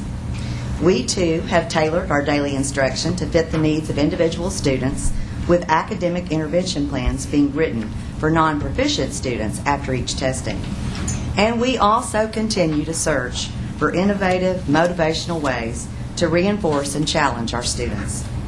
All of these things are necessary to maintain or improve student scores in any school. However, when I asked teachers and staff at John Pittard, what did we need to share tonight about our school through this presentation, they didn't mention any of these things. The one factor that was repeatedly mentioned was the human factor at John Pittard, the relationships that we work so hard to maintain with each other, with our students, with our parents, and with our community. Visitors and newcomers to our school always comment on the consistently warm and friendly reception they get. In a parent survey last year, one parent wrote, "One of the things I like most about John Pittard is the sense of family. I think the teachers and students do a great job of showing how much they care about each other. It makes me feel great that this is where my child spends his time away from my home." I've attended 2 state conventions in the last month, and the educational buzzword right now is definitely relationships. There are several studies that show a significant increase in academic achievement when the time has been taken to develop the personal relationships needed between the schools and their families. The various relationships of John Pittard are the focus of our presentation tonight. Our first speaker is Miss Diane Berg. Diane has been with us 15 years and was with me at Reeves before we came here, before we went to John Pittard, and she was actually my child's kindergarten teacher. So at this time, I'll let Diane Berg take the podium. Thank you. We're so proud to be a part of the John Pittard family. The Pittard family has a long tradition of valuing quality education, and we, the staff and faculty at John Pittard, work very hard every single day to maintain that tradition. We work hard preparing our students even before the school year begins. We have a wonderful program at our school that is designed for kindergarten students entering. And our Kinder Camp program prepares our entering kindergartners for the routines and the academics of the school. We love that our Kinder Camp students are more prepared for the school year and the school setting. It's a great program for at-risk students. It helps us to identify and to help those students be more prepared for school. It's also a wonderful program for those boys and girls who have been to preschool and have had preschool experience. It helps transition them to a big school environment. This eliminates a lot of those first day jitters and first day tears. Our literacy program is up and running at John Pittard, full steam ahead, under the guidance of our literacy coordinators, Jen Wells and Laura Heath. And we're training our students every single day to be lifelong readers and writers. We thank you, central office staff and school board, for all that you do to help us make sure that every student at John Pittard Elementary gets the very best education in the city of Murfreesboro. And now I'm going to introduce Olivia Snow, and she is the president of our student council. Hello, my name is Olivia Snow. I'm the president of Student Council. John Pittard is special to me because it's like we're a big family. We have family events, family nights, like History Mystery Night, Reading Nights, and Fall Festival. Some we have at businesses, at Nuke's Cafe, Moe's, and Chuck E. Cheese. Being a part of Student Council is great because you get to help the community. Some of the things we've helped is at the Room in the Inn, we gathered hats, gloves, scarves, and toiletry, and it was called Project Giving Tree. We've also have candygrams and March Madness. The money we put towards that is Pennies for Peace and TCAP Spirit Week. We are very appreciative of all of our teachers staying long hours at the school and working hard to make our learning fun. Thank you, and now I'll introduce the Vice President, Jessica Madea. Hello, I'm Jessica Madea, Student Council Vice President. John Pittard is very special to me because, I went to Breeze Rogers, a very small school, then came to John Pittard, a very big school, but had no worries because everyone there is so kind and loving. In John Pittard, 6th grade can do many activities like Still the Borough, Student Council, band, choir, photography club, and more. We also have a bank called Lion Bank. Now that's a branch of the Mid-South Bank, and it's really fun. We also have trips like the Land Between the Lakes, which is very educational, and we also, to raise money for that, we have the teachers helped park cars at Oakland for the Oakland games, and we also sell Sonic cards, and we also had dances, which were so much fun.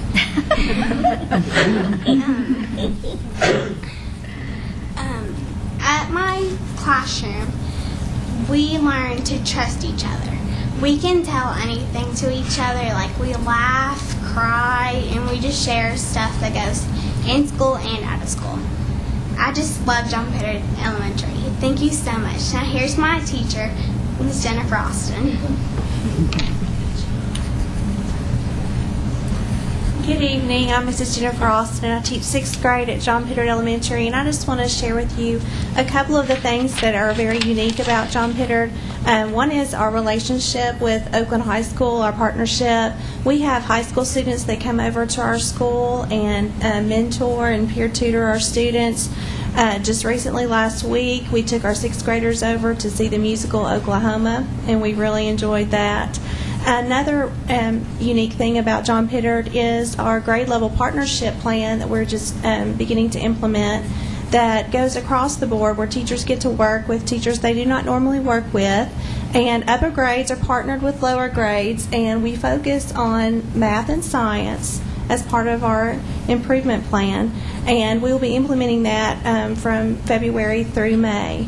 And we do 2 activities a month together. So we thought that would be a great way for the older students to mentor and prepare those younger grades for the upcoming upper grades that they're going to be going into. And something cute I just thought of when I was thinking about what I wanted to say was just as diamonds have the 4 C's that show value, that are variables that show value, in a diamond. There are also 4 C's at JPE that I think are very important, and they are community because of our sense of family, curriculum because of our focus on academics, compassion because of our relationships and our empathy that we have for others, and celebration. In the video that we're going to show you in just a moment, you're going to see that we celebrate our students' success through many different ways, and I think that makes school fun for everyone. So I'd like to thank my team member, Mr. Steve Nagy, who put this video together. He's not here tonight, but he did a fabulous job, and he really showcased what makes John Pittard shine. So thank you.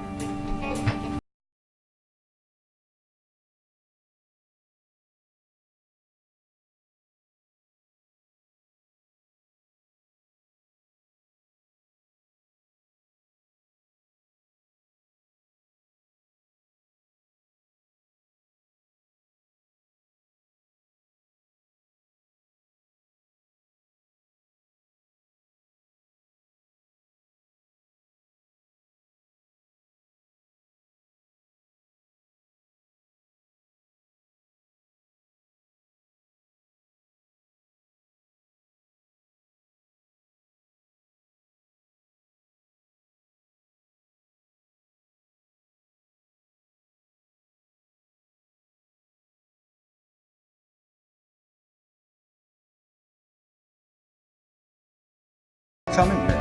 Let's ask. Good morning, Pittard. The kids love the school. They enjoy it. And if they're happy, I think they'll learn better. It's a great school. Wonderful teachers. I love coming to school and doing my best. The teachers are wonderful, all the staff, the principal and everything, and the students, and we just really love it. Like any good school, there's lots of active learning going on. It is an excellent facility with the most modern and up-to-date equipment. It has a wonderful media center, safe playgrounds. But there must be more to an excellent school than just bricks, mortar, and equipment. Let's dig a little deeper and see.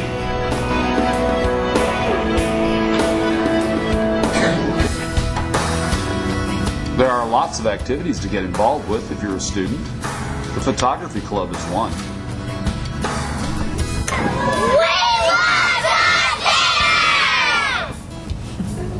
John Pittard is a fun place to go to school. Why do you like John Pittard? Ready? Yeah.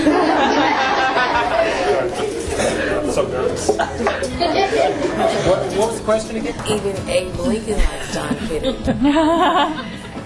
My teacher was hoping when something went wrong, she actually really listened. As a new teacher at John Pittard, I found this school very welcoming and a great environment to be in. I really enjoy being here. Good morning, John Pittard Elementary. Today is Friday, January 27th. The food's awesome food. Like, it's good food. It's delicious.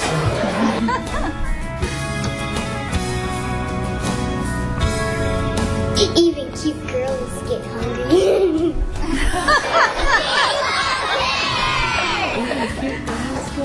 Get hungry. Get hungry. It's important for all schools to be involved with community outreach programs. Thank you, John Pittard, for helping the Roseann Giving Tree. Bye!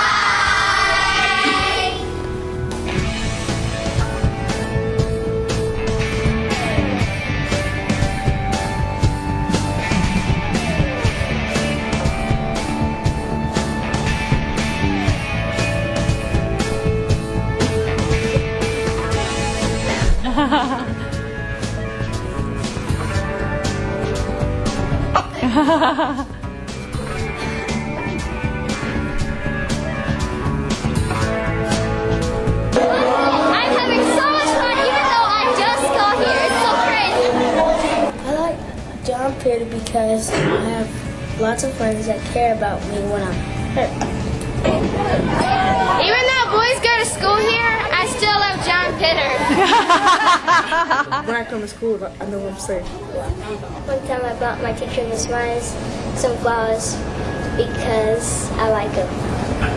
The thing I like about Pittard, it's like a big family. Wow, there's certainly a lot going on at Pittard. Is there more?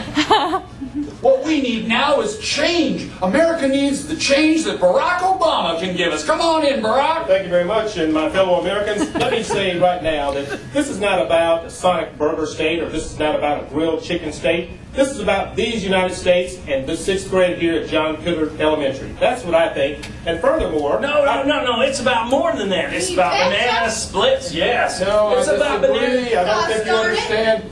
It feels like a family here. I love Miss Powers.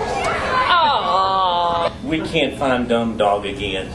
You know, all week he's been talking about he's going to build a time machine, and you and I know that that's impossible. He has a live video feed that we can watch right here today, that all the kids can see. I'm in ancient Rome. Right now, I'm in the city of Philadelphia. Hey, I'm in Washington, D.C.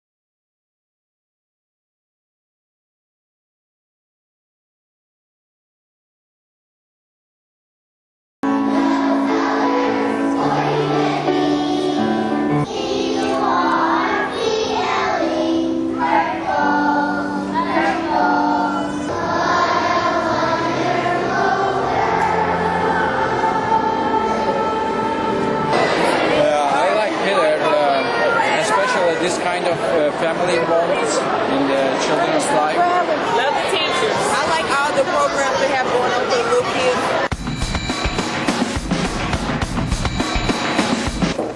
I love Peter because I love my teacher, Miss Wilson.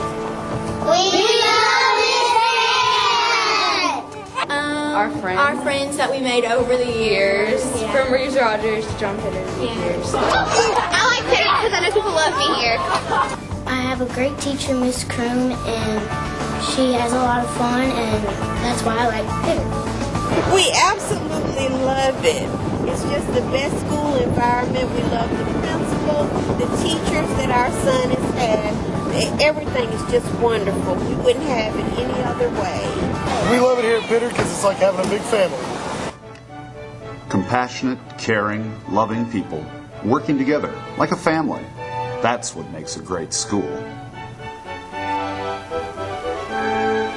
Come see us sometime and become part of our family.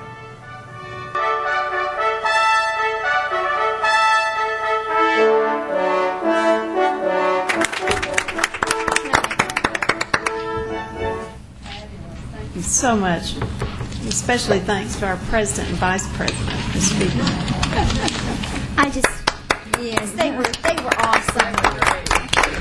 And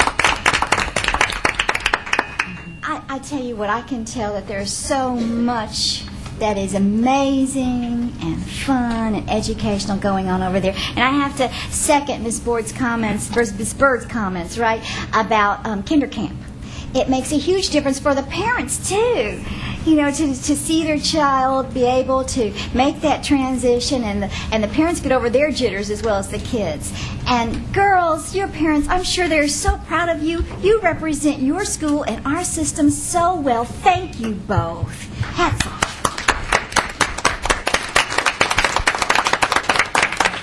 And I happen to know that Miss Austin's a wonderful teacher. Where did she go? I can't see her. There she is. Because I've worked with her before on projects, and she just does a dynamite job. Thank you again. And we have another great school report for you tonight, the Discovery School at Reeves Rogers. Principal Dr. Linda Clark.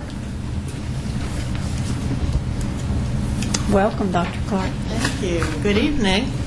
I'm going to start by telling you a little bit about the Discovery School. We're in our 4th year serving our high achievers in Murfreesboro City and Rutherford County. And we have a variety of programming that we try to offer to them to extend what they are exposed to in the classroom and dig deeper into the curriculum.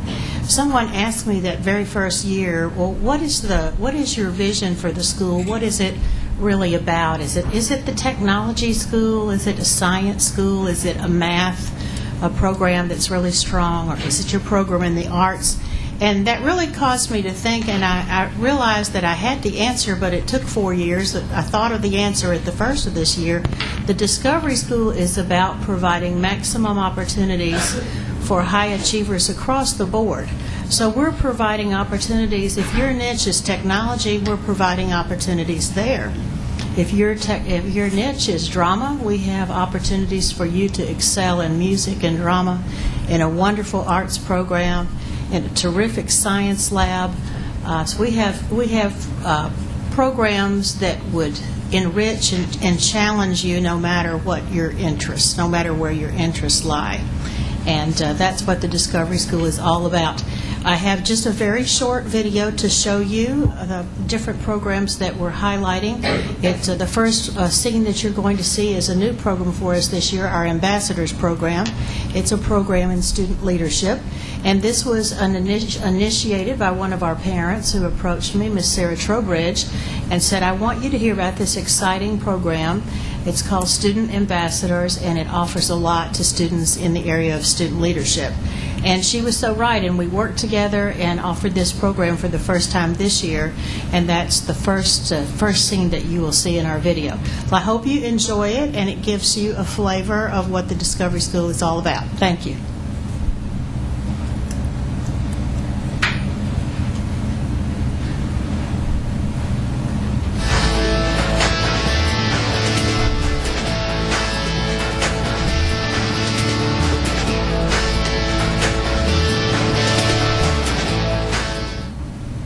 Hello, my name is Atticus, and I am in the 4th grade at the Discovery School, and I'm an ambassador for this school.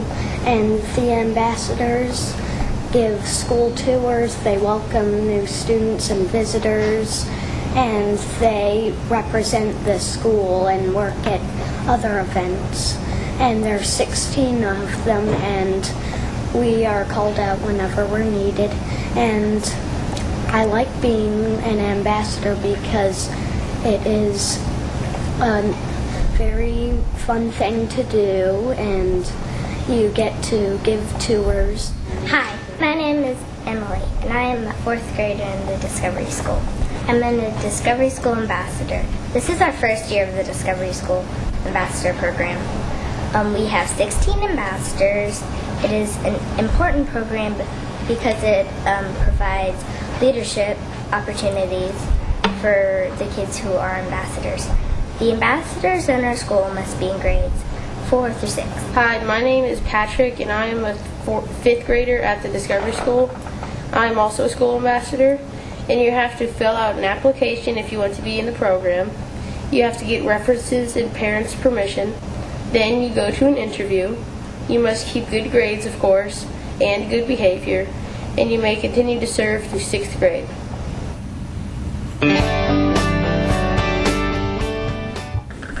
This year, the Discovery School, we were very fortunate to have a team compete in the Best Robotics competition. And the Best Robotics competition is a national competition that promotes engineering, science, and technology for middle and high school students. And our team was the youngest one competing. We placed 7th overall in the robot part of the competition. And we went on and competed in a booth and table display, an oral presentation, a research notebook, and the kids did outstanding. The thing I like about BEST and having students compete in BEST is that it gives me a chance as their teacher to get them involved in things that they're interested in outside of the regular curriculum. It gives them a chance to show off what they know and to be with their peers that have the same interest in science or technology. Another aspect of BEST that I really like and appreciate is the fact there's a little bit of something for everybody. So if you aren't super duper crazy about engineering, you might be more adept at public speaking. So there's something for that student. If you really like doing research and collecting data, there's also a venue for you in that aspect too.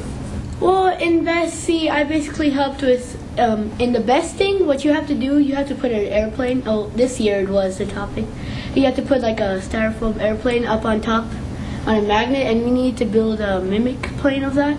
So I worked on that. I helped a little in the robot, but basically it was a whole lot of fun. Well, what I worked on was I helped with making an iMovie to advertise us and to get us noticed by sponsors and for our booth and table display. So people would really love to come to see it because we had the movie projecting in the booth and table display, and we wanted to get people, and we wanted to make it really flashy so people would come and see it. And so I basically just made a movie about BEST. I made I have video of everybody driving the robot. I have pictures of the robot, pictures of people working on it. Honestly, this was a very fun experience for me. And even if you're not like a genius when it comes to engineering or anything, you may like marketing or advertising or just making a movie or anything. There's a little bit of something for everyone.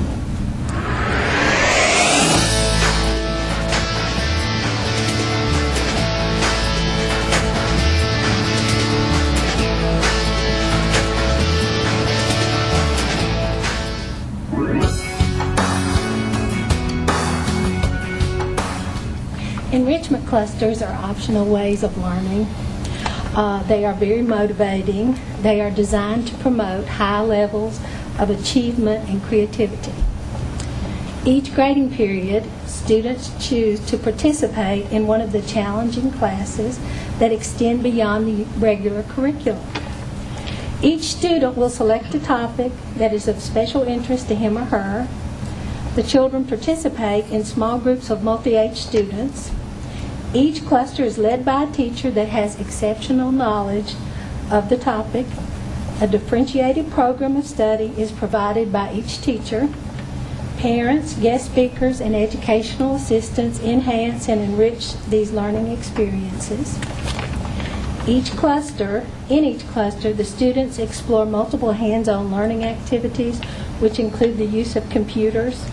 Clusters meet one day a week in the afternoon for 1.5 hours. My favorite enrichment cluster was the book fair crew, and what we did was we helped organize the book fair for the upcoming year, and I did it for 2 years, and it was really fun, and we got to help with the cash register and organizing the books for the book fair. We came up with ideas, and actually this year we won second place in the national book fair competition, so it's really cool. Some of my enrichment clusters, I remember one when I was in 4th grade. There's a teacher, Miss Jones. She teaches science here, and she did some about artists. So, yeah, we did different types. We learned about the artist. We researched. We did everything about them. In the end, we got to paint like them, like Van Gogh and all those other artists, like splatter paint, and doing it with butter knife. It's pretty cool. I also remember last year there's Mr. Anderson. He did airplanes, and we had to research about airplanes. Basically, what you do is research, and close to the end, we do something extremely amazing every time. So, like this time in airplanes, what we did, we had we used this different lengths of tiny sticks and paper, and then this toy propeller. And after that, we had this one thing where there was this rubber band here, and you had to wind it up, and then when you let go, it started going really fast, and you just throw it and it'd fly. It was really cool. At the end, we had a competition to see who's went the farthest.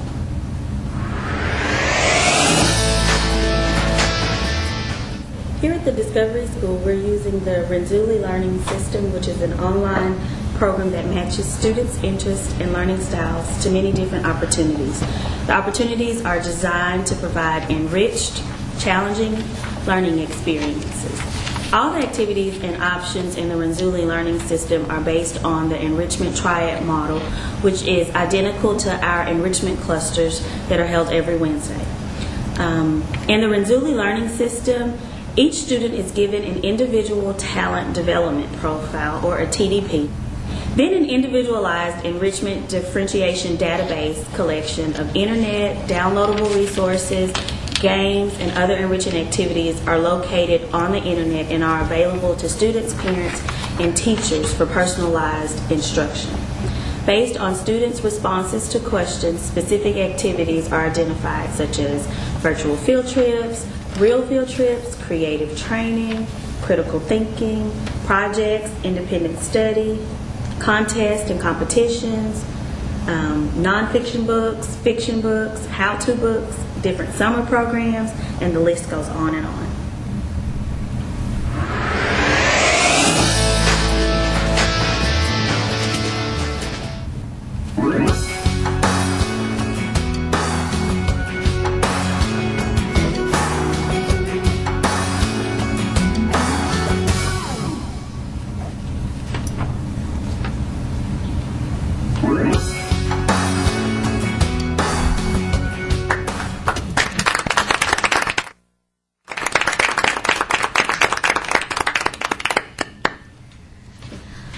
Thank you, Dr. Clark.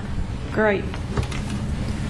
And once again, I'm sorry I have to say this, but my child went to that school too, and it was such a wonderful learning experience for her. And you have such fabulous teachers, so many amazing things going on at the Discovery School there. And like that one child said, there is something for everyone. Thank you so much, Dr. Clark. And I think I can go through the rest of these reports pretty quickly for you, because I know all of you are wanting to get home and listen to our president give his report tonight. But the next report here is by Crystal Roseann. Wanted to let you know a little bit about the financial situation with our basketball program. Ms. Roseann. This report is pretty self-explanatory. There are a few things that I would like to just go over and bring to your attention, however. If you would look at our PTO and school contributions, please note that the expected PTO and school contributions that are listed at the bottom of the page aren't included in our revenue in this report. Our expenditures, also please note that Irma Siegel made a contribution that's not listed there. They made that contribution of $100 after this report was printed. So please note that. And all participating schools who participated in our basketball program made contributions to the basketball program, which I'm happy to say that's a great help to us. If you would look at the expenses, our biggest expense is obviously our coaches' stipends. Our supplies and our equipment costs this year was very minimal. And after you include the expected contributions and with the revenue, it leaves us with revenue under expenditures at $6,877. So if you'd like to note that on your report. Are there any questions?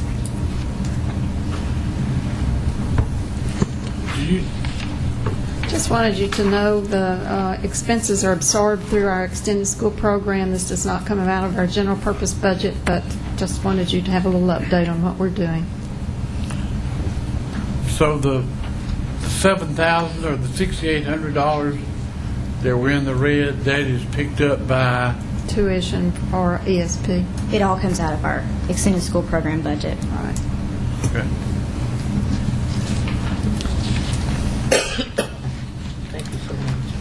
Thank you, Ms. Roseann. And behind tab 6, you'll find your budget study session calendar. We've certainly already alerted you of these times, but just for the record, the first one will be March the 31st, Tuesday at 6 p.m. Then if you need a second one, it's scheduled for 4 p.m. on Wednesday, April 8th. And the third one, if we need it, would be scheduled for Tuesday at 4 p.m. on April the 21st. And then, of course, approval would be needed on your April 28th regular board meeting so that a copy of the budget would go to City Council by May 1. And then behind tab 7, and also on your item D on your agenda under reports, we do have listed there the employees been completed their 90 days, and then behind tab 7 we have 9 teachers listed who will be interim teachers. And these are all non-new positions. They're all for maternity leave or medical leave. And then behind tab 8, you will find our expenditure and revenue report. We are still showing that our net income is $675,000 in the red, but I have some good news for you. Last year at this time, we were $1.3 million in the red, so things are looking up. No gloom and doom here. This is 58% through our budget year. And I will move right along unless you stop me. And the last report is behind tab 9, and that is our attendance report for the 5th month.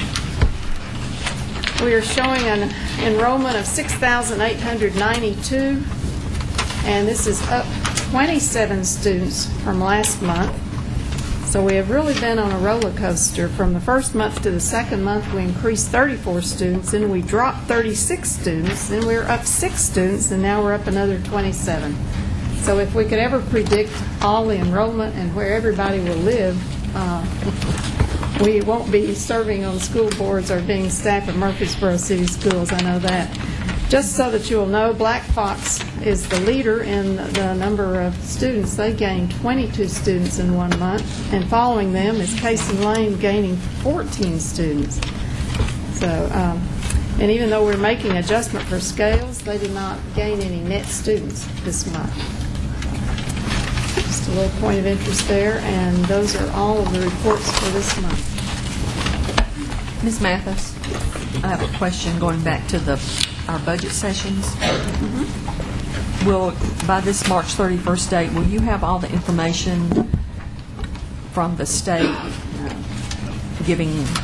letting you know as much as possible about how the stimulus money came? I know that it's basically special ed in Title I, but will you have the details about that by that point? I was in a meeting that Commissioner Timweb gave us a little report on that, and they are hoping to have more information. Right now, they do not have any. They are as void in information as we are on the stimulus money, which we do have some expectation of what we will get, and we do realize that it will probably, I sent you all a copy of that, but how it will be spent, they are still not sure. And I think by March the 31st, we'll have a pretty decent handle on it. I really do.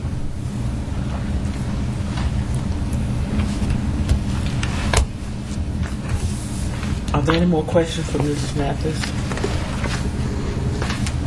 Are there any questions, period? Can we ask for something to be on next month's agenda at this point in time? I'd like for us to add to next month's agenda the request from Jameson Place for the rezoning to Almacigo.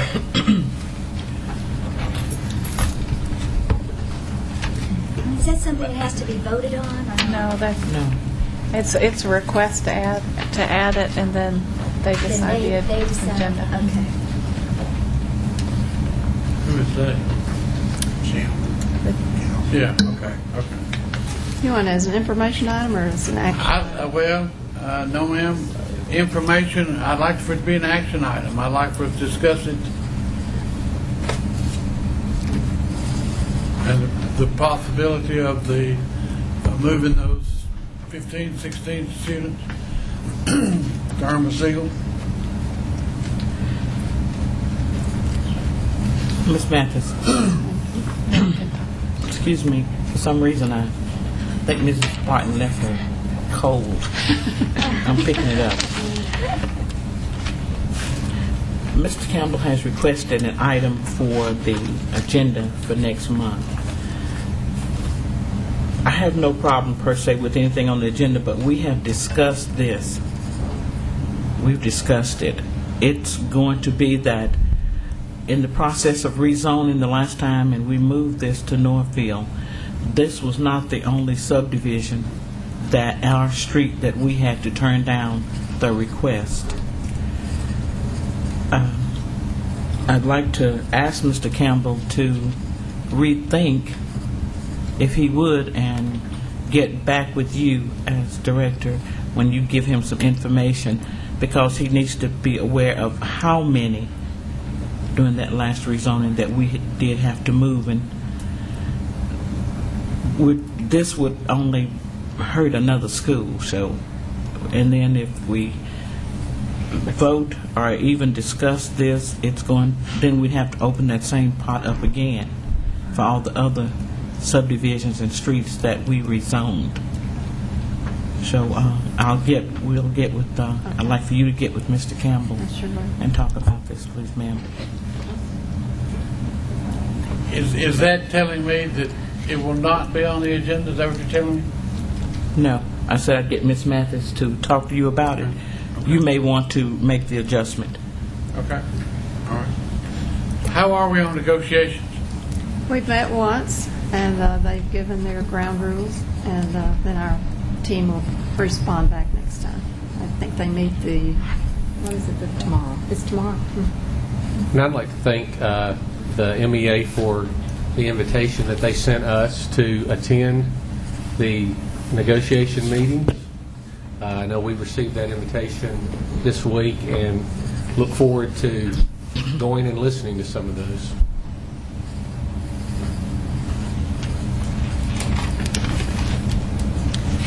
If there's nothing else, is there a motion for adjournment? So moved. Is that second? Second. We adjourn. All said and all done.